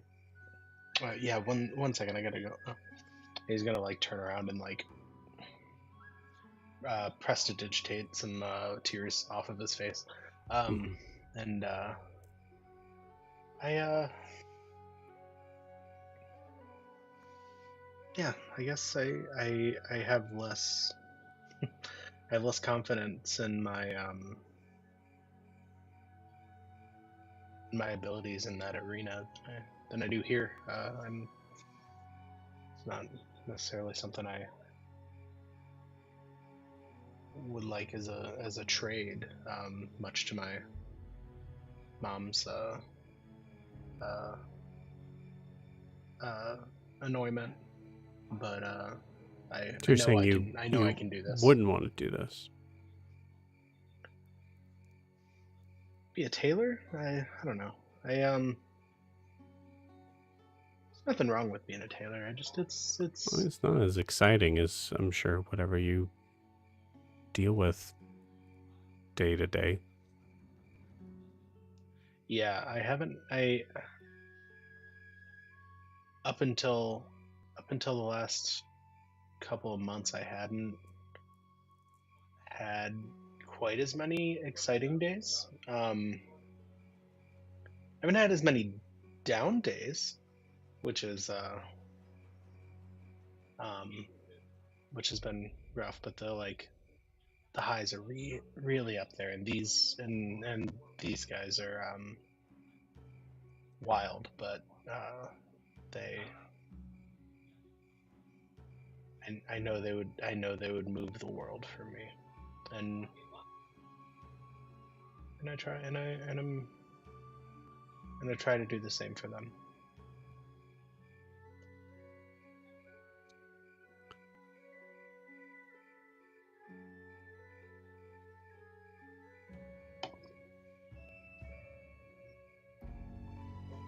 You know, you haven't been very sneaky with that coin.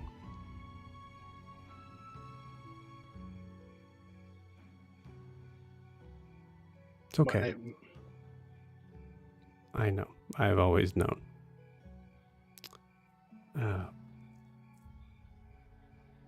Being a mother to a son that has gone through what Alistair has gone through is challenging, And I think, there's certain things that I know that Fostis handles in a better way for what Alistair needs. And I know that when Alistair comes around and says something nonchalant but goes close enough to me for me to outstretch my hands to grab him is because he wanted to. As a son who one day walked out his front door and hasn't gone back yet, kind of without warning, I can tell you that the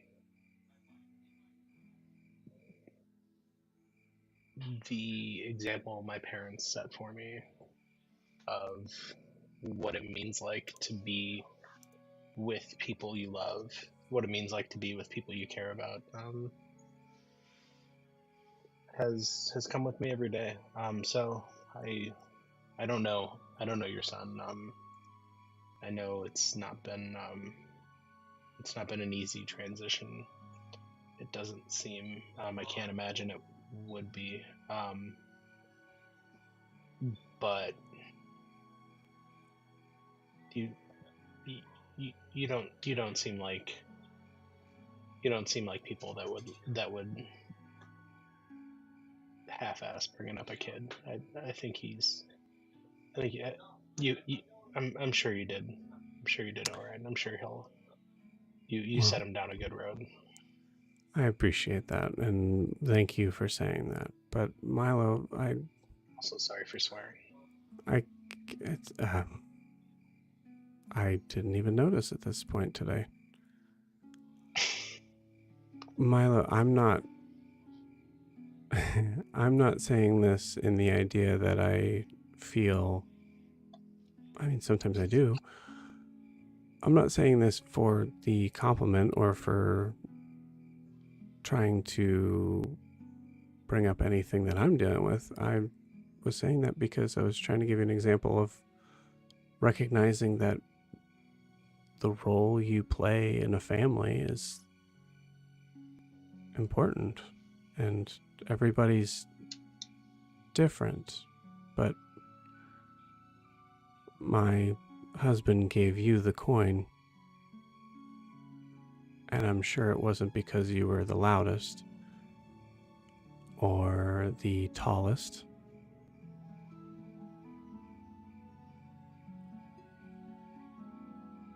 It was something. And I assumed it was because I hadn't yelled at him yet. well, I don't know. Could be. But I doubt it. That, like I said, I know what that is. And I know where he's kept it since Alistair's left. I was around the day that he tried to, as you just did, walk away and wipe some tears when he recognized that Alistair didn't take it with him.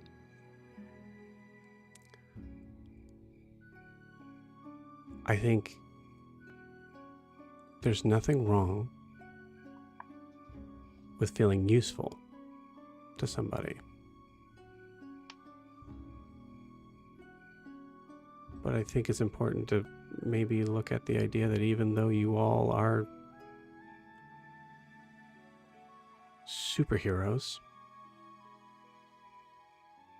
that I imagine love works very much the same as it would be for us mere mortals. And it's not based on a list of their favorite hobbies.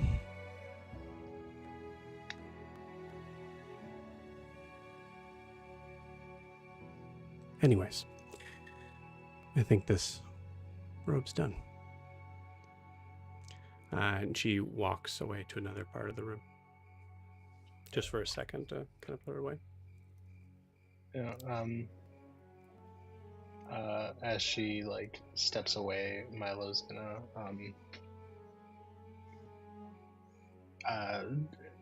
he in probably the last 3 or 4 exchanges hasn't made direct eye contact, and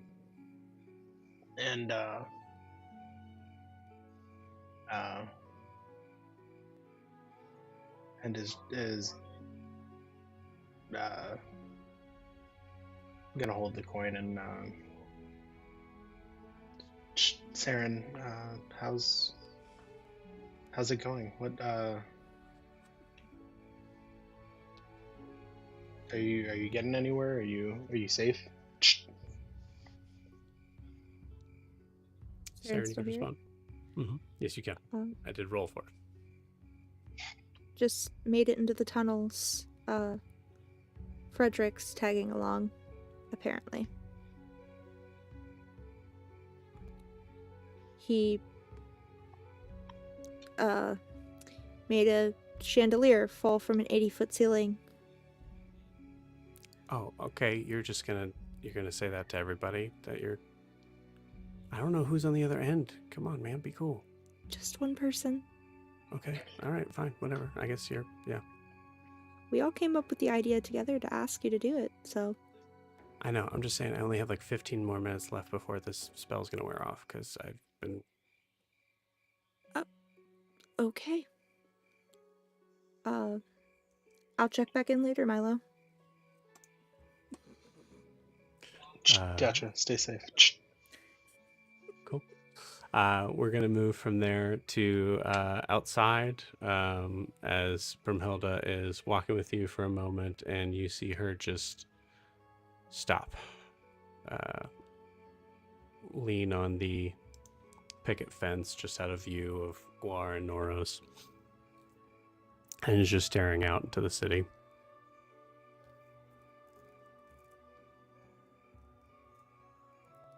You don't have to be embarrassed.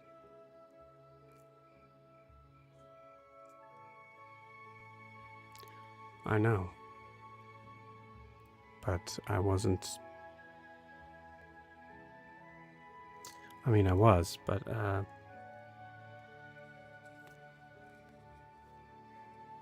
wasn't really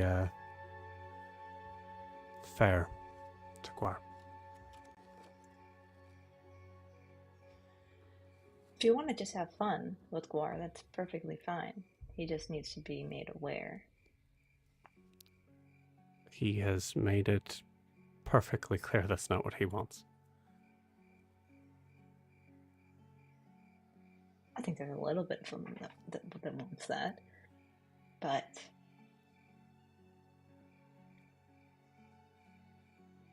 yes. Eldrin, roll me an insight check. Yeah. 12. 12.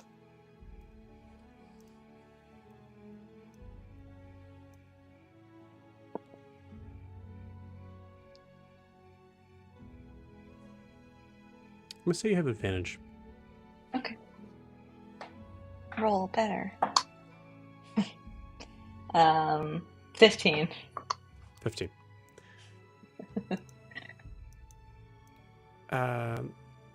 When you say that it's just like it's okay if you just want to have a little fun, her immediate response was like, I know that's not what Guar wants.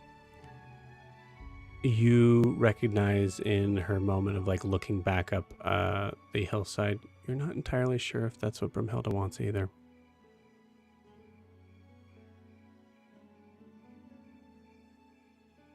It's also okay if you want more than that. It's also okay not to know.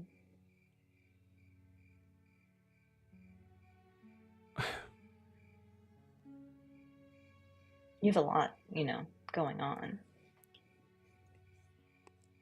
That's putting it lightly. Mm-hmm. Okay. Well, fine.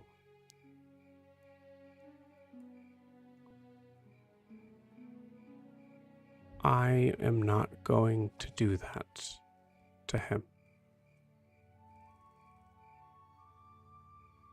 Do what? The making out part or the any of it? Algin,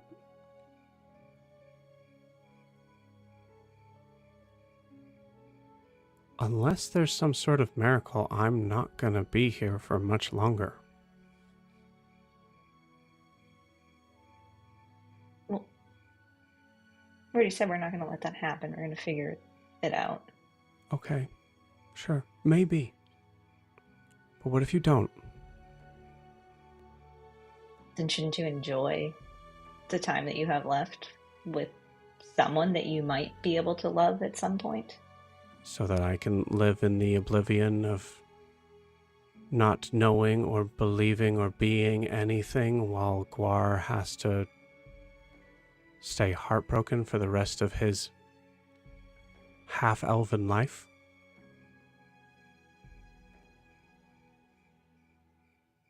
I mean, isn't it his decision too? He's an idiot. Yeah, I mean, he is. But he's also very wise and knows what he wants and what he doesn't want. And it's unfair to him for you to make the decisions for him.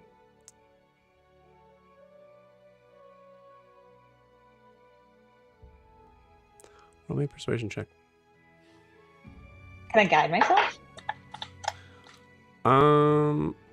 This is gonna be hard. So I will say yes. Oh, hold on. I rolled a 1, so that offsets my -1. Okay. So 11. Not great. 11.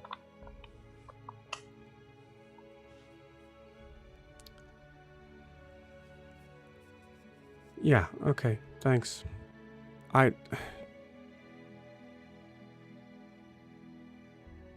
know I'm much younger than you and not as worldly, or I haven't had as many experiences, and it seems like I'm just a young person in love, but I mean, I gave up everything to be with Nora, so I feel like I understand a little bit about these things. I was face to face with my own God, and I wanted to come back to be with him. A simple farmer's or gardener's son. What if you couldn't go back? What if you knew that you were...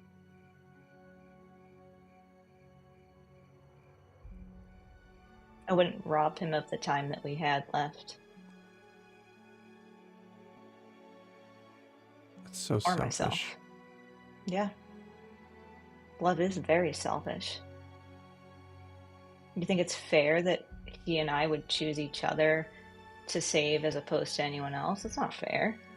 There's probably much better people in the world than me and him. But if it came down to it, I would choose him. Because I'm selfish. Because I love him. And I'm okay with that.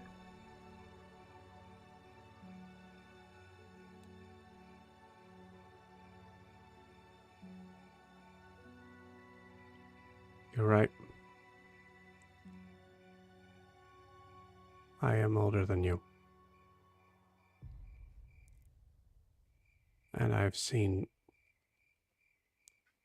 what love lost does to people.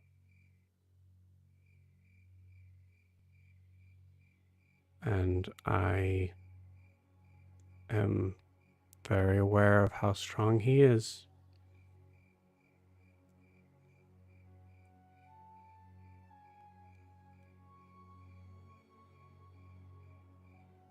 But I don't know. I don't know if he can handle it, and I don't think that's fair to give him that choice. So it's selfish to love. It's selfish to make the decision I haven't made. What if I was having this conversation with him and he was saying these exact things to me about you? How would you feel? I would say he's making the logical decision. But love isn't logical. If it was, I would have married a nobleman and made my life a lot easier. At this point in my life, I don't even know if what Noros's role looks like in Honoria. We haven't even discussed it. I don't care though, 'cause we'll figure it out together.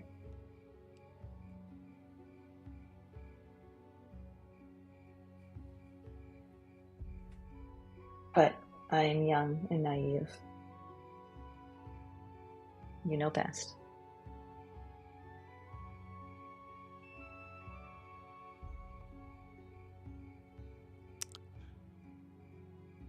I think she stands there and just... She's looking towards the house and then just kind of looks at you. Thank you for talking with me.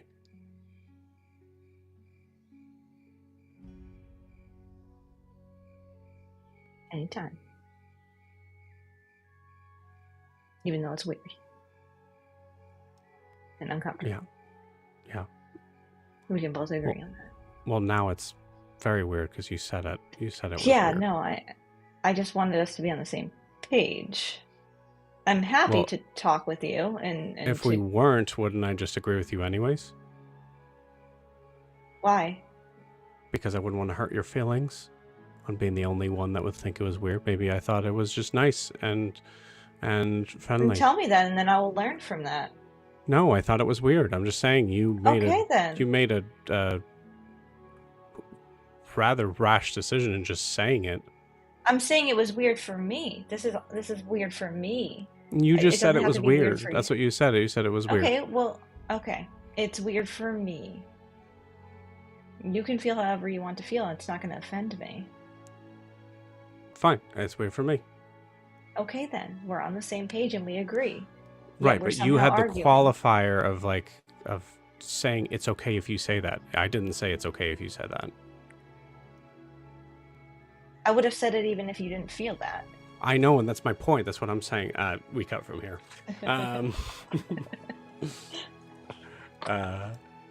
And we go to Guar and Noros.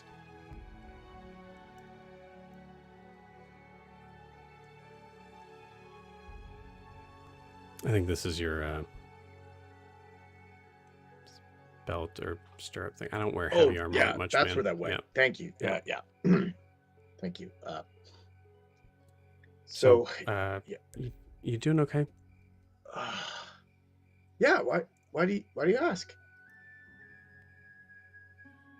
Just excited to learn how to make those cookies. You know, with bacon in them. You know, I kind of know what you're going through. Yeah. I don't have that many chances to have bacon lately, so it's definitely exciting when I can have it. Yeah. Wait. Oh, you were. I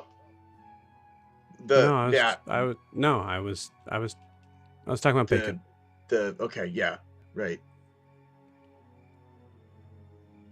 Yeah, with you and Eldrin, right? Because of the different. Do you want me to? Okay, we can just be talking about bacon, or we could just talk for real, and I'm good with either. I was sorry. I thought you were talking about cookies.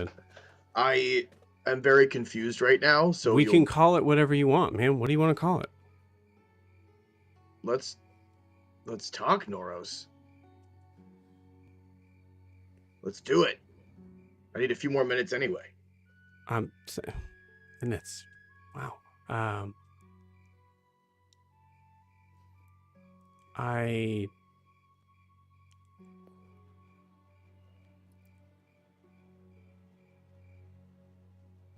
I know what it's like to have to wait in a state of confusion and sometimes just anger because life doesn't seem to want to allow you to have bacon. I look over where Broomhilda goes. The bacon? What are you talking? You know, Noros, when I know you're of humble birth, I don't know if you've ever wanted for anything. Okay, Guar, I'm talking about love. No, listen. Stay with me. Okay. Part of my military training was going through lots of significant deprivation, sleep deprivation, light deprivation, food deprivation, to test our mettle. Mm-hmm. Do you know when you've gone a very long time without having any food, and you come across something like a dried out piece of bread,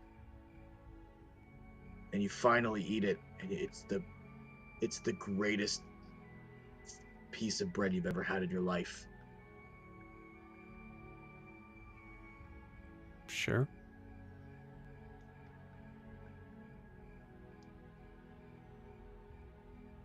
I can count on one hand the number of times I felt truly seen by someone. My mother. There was this. Gore smiles a little bit. There's this girl back in Dwendover. Oh, keep your voice down, man. It was a long time ago, but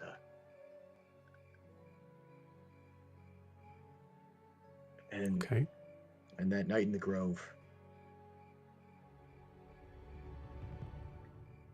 there was a moment where Broomhilda looked at me, and I realized that the most powerful being, maybe in the entire world, maybe in the entire plane of existence, she picked me.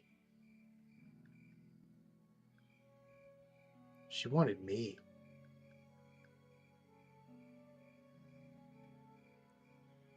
Yeah. I haven't felt very safe like that in my life very many times. And so today, I don't know, maybe that was my crust of bread.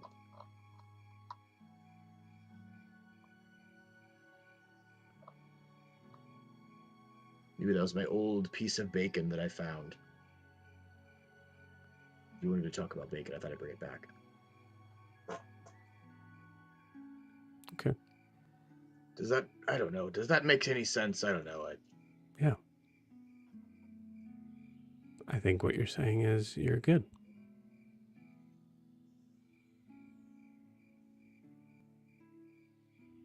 No, I'm very hungry, Noros. Right, I'm with you, dude. I get what you're saying. Okay, yes. For the bacon. Yeah. No, not like that. I mean, like, bacon I can, like, build a life with, you know? Well, Guar, I don't want to be that person, but there's... You're not. I know, Noros, I know. I mean, we're going to do everything we can, right? That's, you know... Yes, and you know what? Until we figure that out,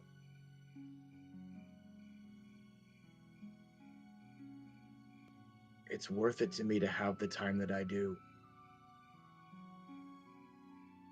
If it's only 3 weeks, then let it be the greatest 3 weeks of my life. Where we fight side by side, and maybe, you know, she pushes me up against a wall sometimes.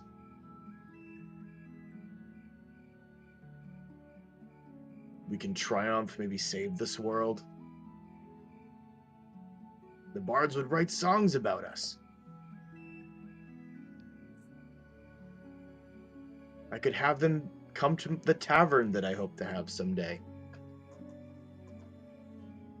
And we'll all raise a giant stein of ale, and we'll get completely inebriated and sing as loud as we can. And I'll remember.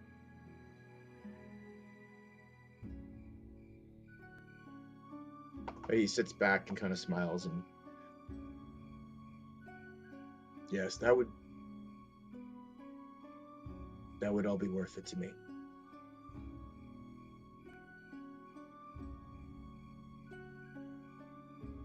Yeah. I know what you mean.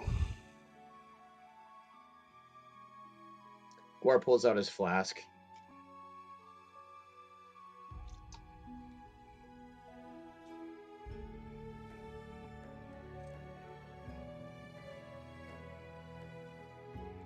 You good yet? No, yeah, I think so. All right. You're a my good ass is Triton, killing me Noros. on this ground. You're a good Triton, Noros, and I'm glad that we could. I know we can butt heads a bit from time to time, but you're a formidable warrior, and I'm glad we're fighting together. All right.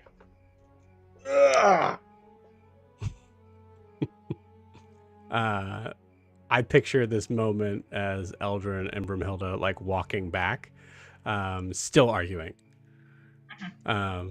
Just okay, all right, yeah, okay. Agree to disagree on that. I'm just saying, like, there's been certain points of times that you're just saying things off the cuff, and I know because I'm one of those people too. Not off the cuff. I'm saying how I feel and what I'm thinking, and I don't understand why people on land don't do that more often. Okay, yeah, no, and for the most part I agree, but the reality is that if you're in the culture, you're going to have to acclimate to being a part of the culture. Noros like walks right up to you. To lie. You're not able to finish that sentence. Noros walks right up to you, just grabs you by the waist and kisses you deeply. Aww. And says, "Let's go on a walk." Okay. And walks off. You see Brimhilda look at you, Gwar.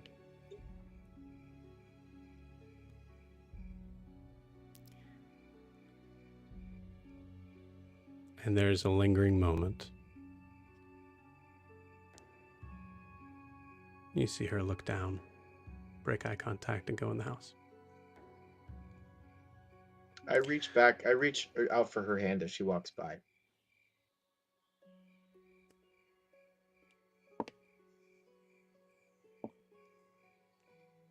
Fuck. She doesn't take it. I rolled a 2 twice. Gwar takes a deep breath and lets out a very slow sigh. And follows her in. Okay.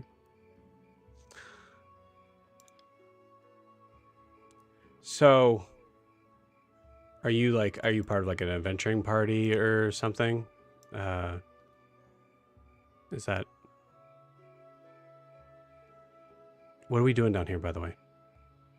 As we then cut into Seren.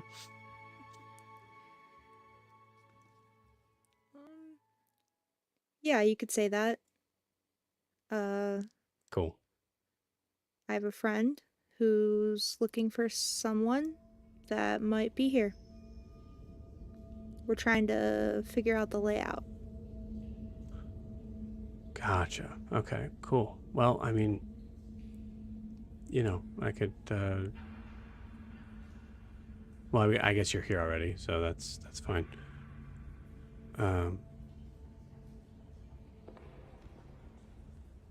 Is there something... So you said you're looking for someone?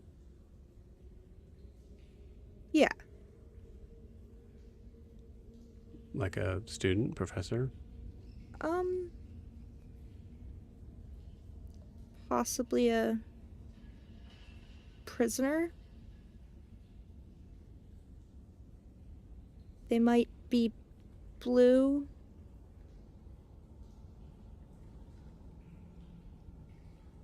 We have prisoners in this school? You ever been down here before? No. This is new. But, I mean, I knew it existed. Well, maybe there's prisoners down here. You can help me find them. Okay, yeah, cool. Gotta be more interesting than whatever's happening up there. Oh god, it's so fucking boring up there. Everybody is so snotty and into each other's face. It's the worst. Some kid in a blue robe in the library, they are kind of dicks. Morgana? Felix? What? Felix, that was it. Yeah, that fucker. I got in trouble my first weekend here because he said something to me and I couldn't keep myself, so I just hellish rebuked him. And, you know, he's fine. I had to pay for a new set of robes, but... Meeting him for 30 seconds, he kind of seemed like he deserved it. So, good job. Oh, yeah. No, no regrets. Go ahead and give me a perception check as you're down here.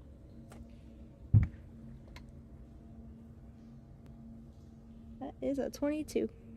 22. Cool. With a 22, you notice looking around here, there are still like torchlight around here, like every 15 feet or so. So there's certain like small places where it becomes dim light. It is still kind of nice down here. You see the like very like smooth sort of cinder block. It does give that like sort of dungeony sort of feel, but in a way that you're kind of feeling like that's some of that's probably on purpose. As you pass by like doorways, some of them have like the little like kind of like bars in front of like where you'd be seeing.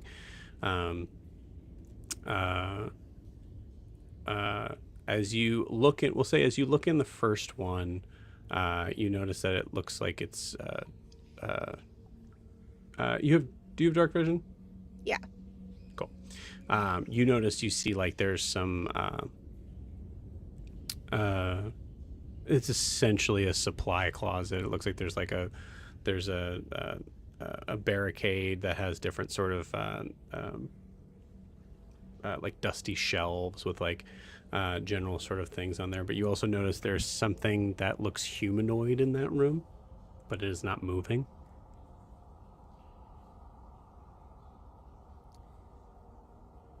Okay.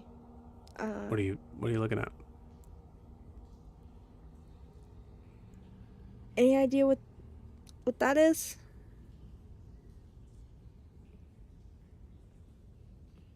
Oh yeah.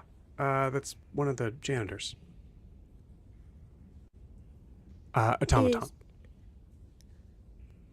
Oh, okay. Cool. Maybe shouldn't wake it up? Is that a thing? No, yeah, you probably don't. I mean, I don't know even if we open the door that we would be able to do that. I think one of the professors just has to like bring it online.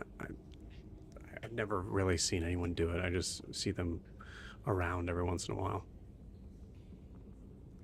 Okay. I think we should move on. And she casts Pass Without Trace. Cool. And she does that and says, "Stay close." Okay. Neither of us need to get caught. Yeah. Okay. Cool. As you go further down, doing your like kind of general sort of check-in, you do notice that there is a door.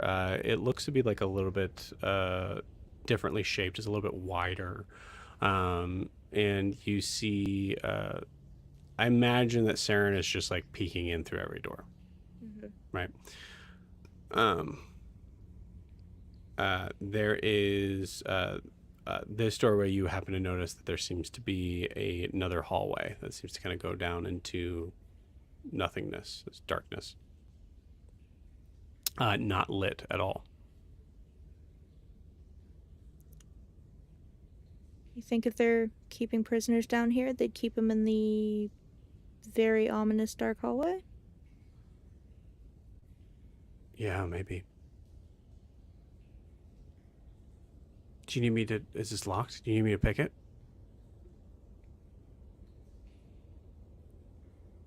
I can take care of that, unless you want to try. Oh, okay. Yeah, no, that's fine. Do you want to? I mean, you know, I'm just not... I'll... this is, you know, this is my school. Maybe you don't really know these locks as much as I do. And you'll go to pick the lock.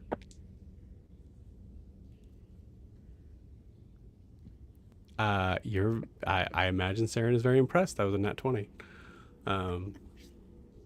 There's the nat 20. Sorry, Gwar.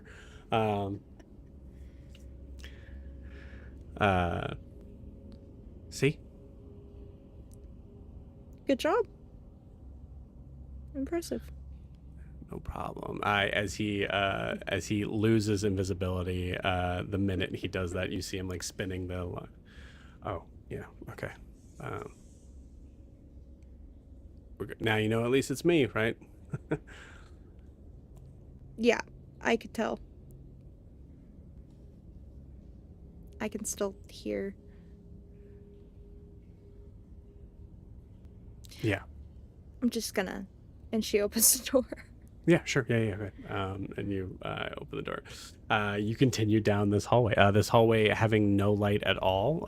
Do you do anything like produce flame or anything like keep that light up? Yeah, she'll produce flame. Cool. Awesome. Oh, cool. Do you... I can do that too if you want me to do that so you have your hands free or... Yeah, go ahead. Just, if I tell you to put it out, be quick about it. Cool. What, any specific color you want, or? No, that's a weird question. You see this blue flame kind of comes up. I was gonna say blue. So. Sick. And you walk further down. You are now at this point. You've been walking. I'd say you've been down here for about 15 minutes in total, going down the hallway and then going down this other hallway here. I would like another perception check, please.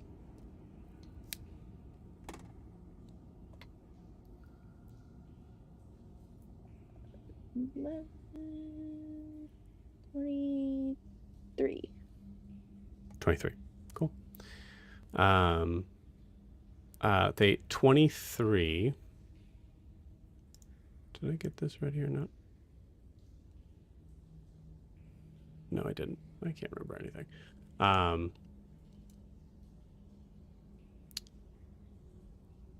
With a 23,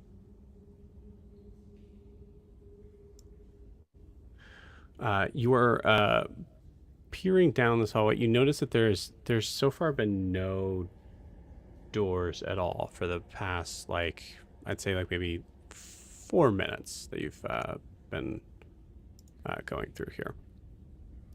I'm going to roll for him, actually.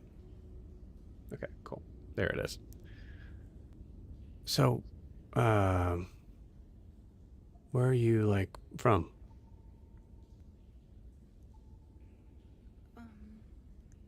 Really, really far from here? Cool.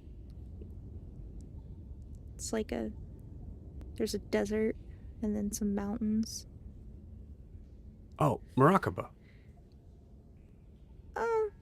No, not quite. Oh, okay. A little further than that. Gotcha. All right. Yeah.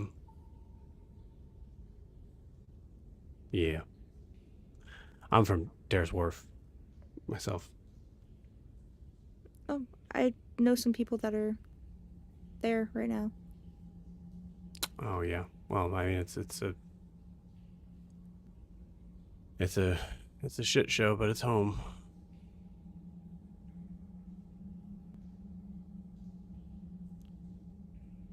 You know, there's a school there that you know, I have a couple more years left, but I was thinking, you know, if I decided that I didn't want to go and become an adventurer, I could just go there and just, you know, teach, like as like a backup plan sort of thing. I don't know. That's still figuring it out. Hey, it's better than being here, right? Yeah, I mean, you know, I'm learning a lot, I guess, but you know, it's especially if there's like prisoners here. Um, Do you know anything about the person that runs this place?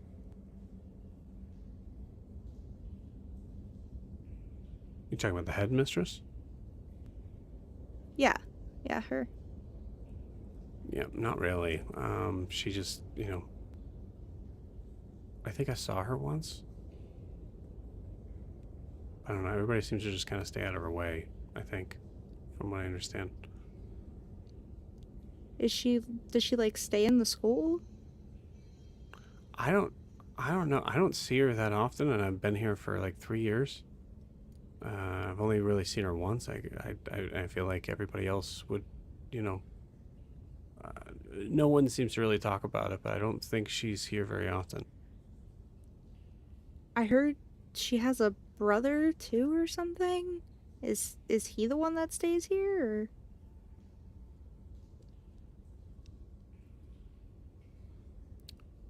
Oh shit, that's right. You know, I never realized with that portrait before that. Yeah, I never knew that story. There's another guy.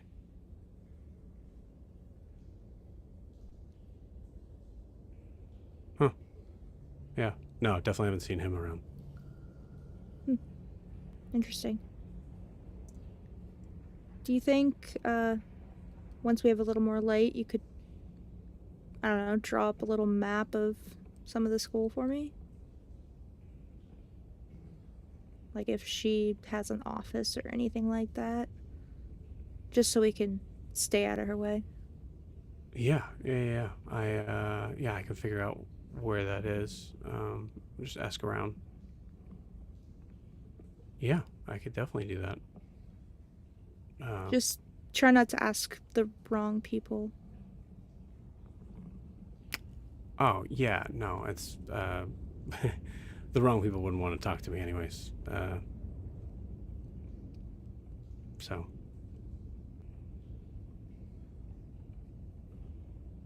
So you know, elves. It's really hard to kind of. You guys kind of like live forever, right? So it's like hard to tell like age. Yeah, honestly, that's pretty accurate. Cool. I'm 124. Wow.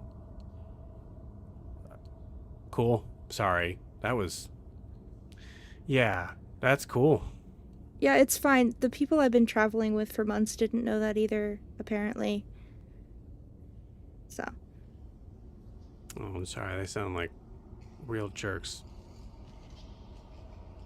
No, they're... Seren also looks up at that. Sorry, I heard there's mice and stuff in here. Magic School still can't get rid of the critters. I think they like it. I think it's part of like the whole mystique down here, probably. Yeah, they seem very showy. Yeah. So.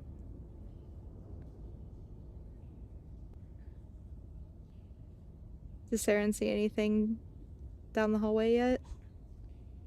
I will give you another chance for a perception check.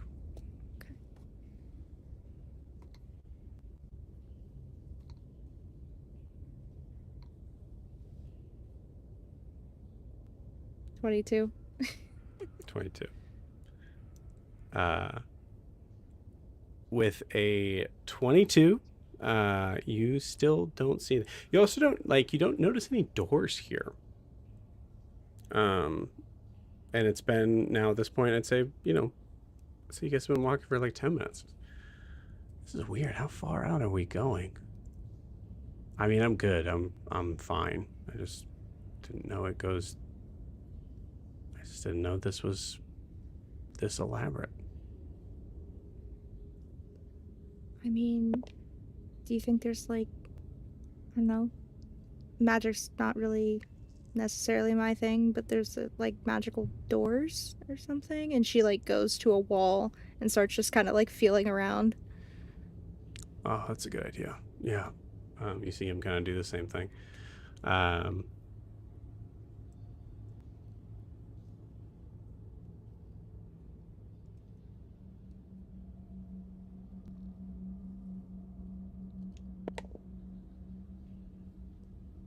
Cool.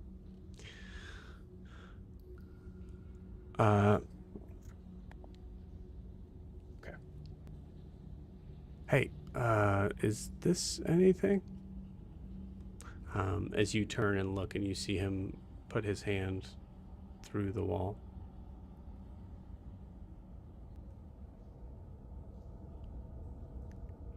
I don't know how to do that. I'm not doing that. That's not a... Yeah, I do know how to do that, but you're not. That's definitely something. Sorry, what? And don't worry about it. And she goes over and puts her hand through the wall too, cautiously. Yeah, you put your hand through the wall and you feel it's... there's no like change in temperature or feeling. It is full, just an invisible wall. She's gonna like just peek a little bit of her head through and see if she sees anything. You just see more hallway.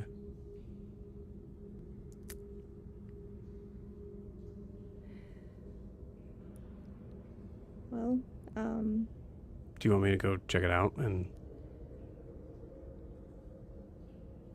I think I should tell my friends about it first. Strength in numbers and all that. Okay. Yeah, cool. Actually, I'm so sorry, Seren, when you poked your head through...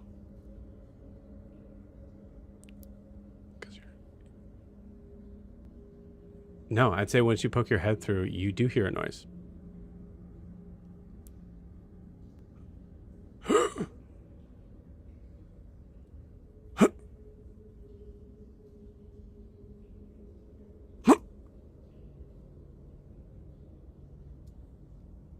You guys pull back. That's the noise you hear.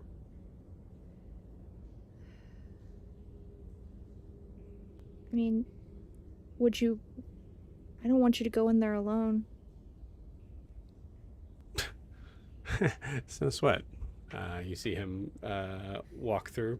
Oh my god. Pokes his head right out, and I think there's a really funny moment where he pokes his head out as you're about to go in, and like your face gets really close. Oh, I'm sorry. I forgot. There's a wall. I can see you on the other. Okay. Sorry. There's something. Oh, come in here.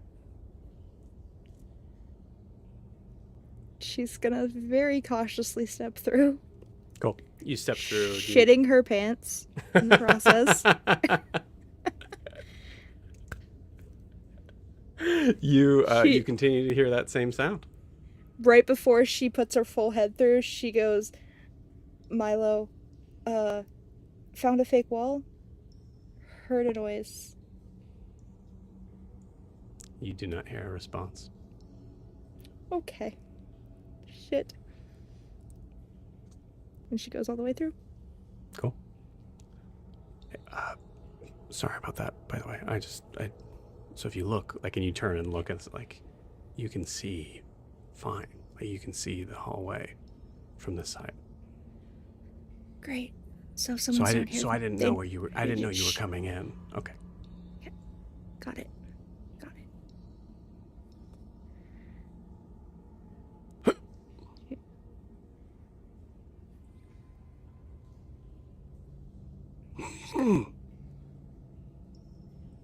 She walks slightly closer to the noise. Cool. As you continue to walk, you notice that there is another hallway on the other side. This is this hallway is pretty short. It's only about maybe like 20 feet long. There's another hallway on the other side that is now going perpendicular from the hallway that you were in.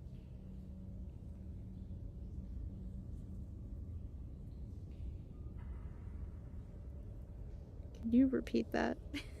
Sure. I'm So trying. you're in a no, you're totally okay. You're in a short hallway.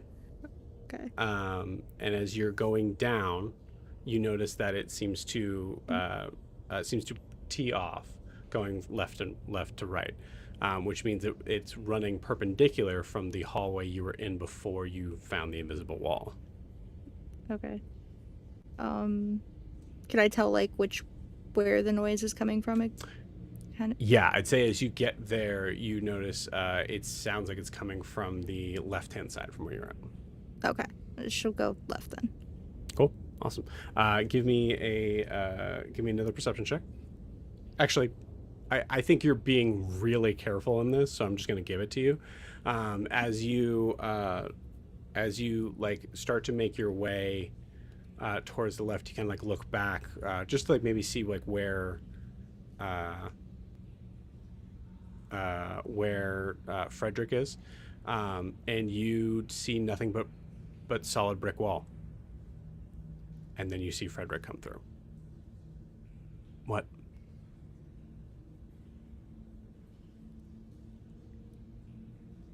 Oh, okay. Cool. How many invisible walls are down here? I don't know, but this is turning into the fucking coolest night ever. I'm glad you feel that way. Stay close. What is that noise? I unfortunately think we were about to find out. As you say that, assuming you're continuing down the hallway, you see there is a door to your right.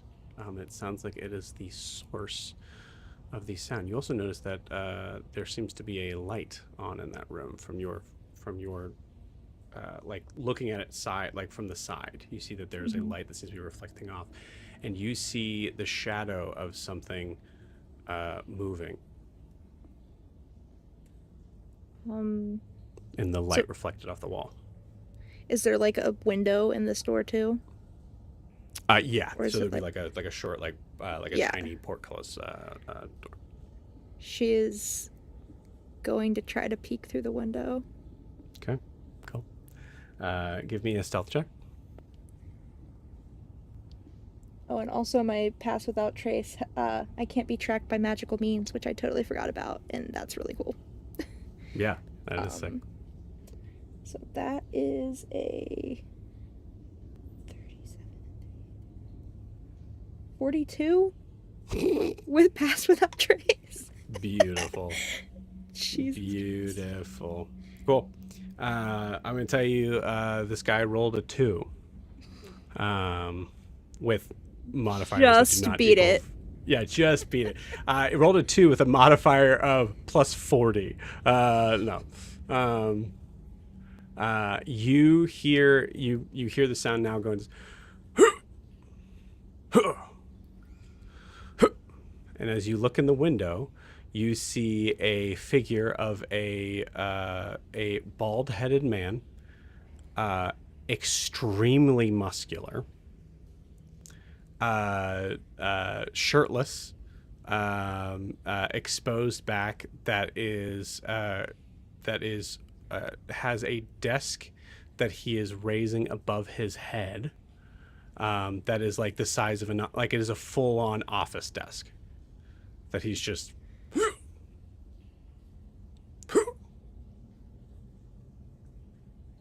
What was the professor's name again? Why can't I? Professor Thorn. Professor Thorn. Okay. Well, now we know where he is. We were told he's like kind of an ally, right? Or Maybe. maybe. Okay. We don't know. I'm sorry, Zaddy Thorn is the funniest thing I've ever read. Thank you, Jamie. Yes. He's pretty big. He's a beefcake. I mean, wait, is he wearing glasses and reading a book without a shirt Yes, he on? is. Okay, yes, just want to make sure. Oh man, there's a picture and I can't even see it. Yep, sorry, there's a picture. That's beautiful. That is beautiful. I'll put it in chat because Yue is gonna really like this too. It's gorgeous. Like she turns back to Frederick. What is it? Professor Thorn? You know him?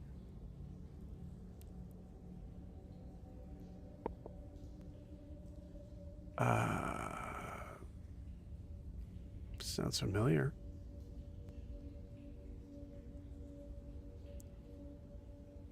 Is there a reason one of the professors would be all the way down here? I can't. Here, let me see real quick. He also has a +10 to stealth. He does have a +10 to stealth. Jamie, roll me a d20, please, sir.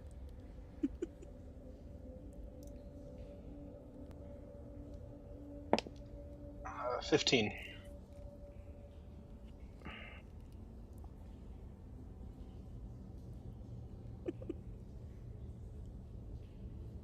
Seren, I don't see anyone in there.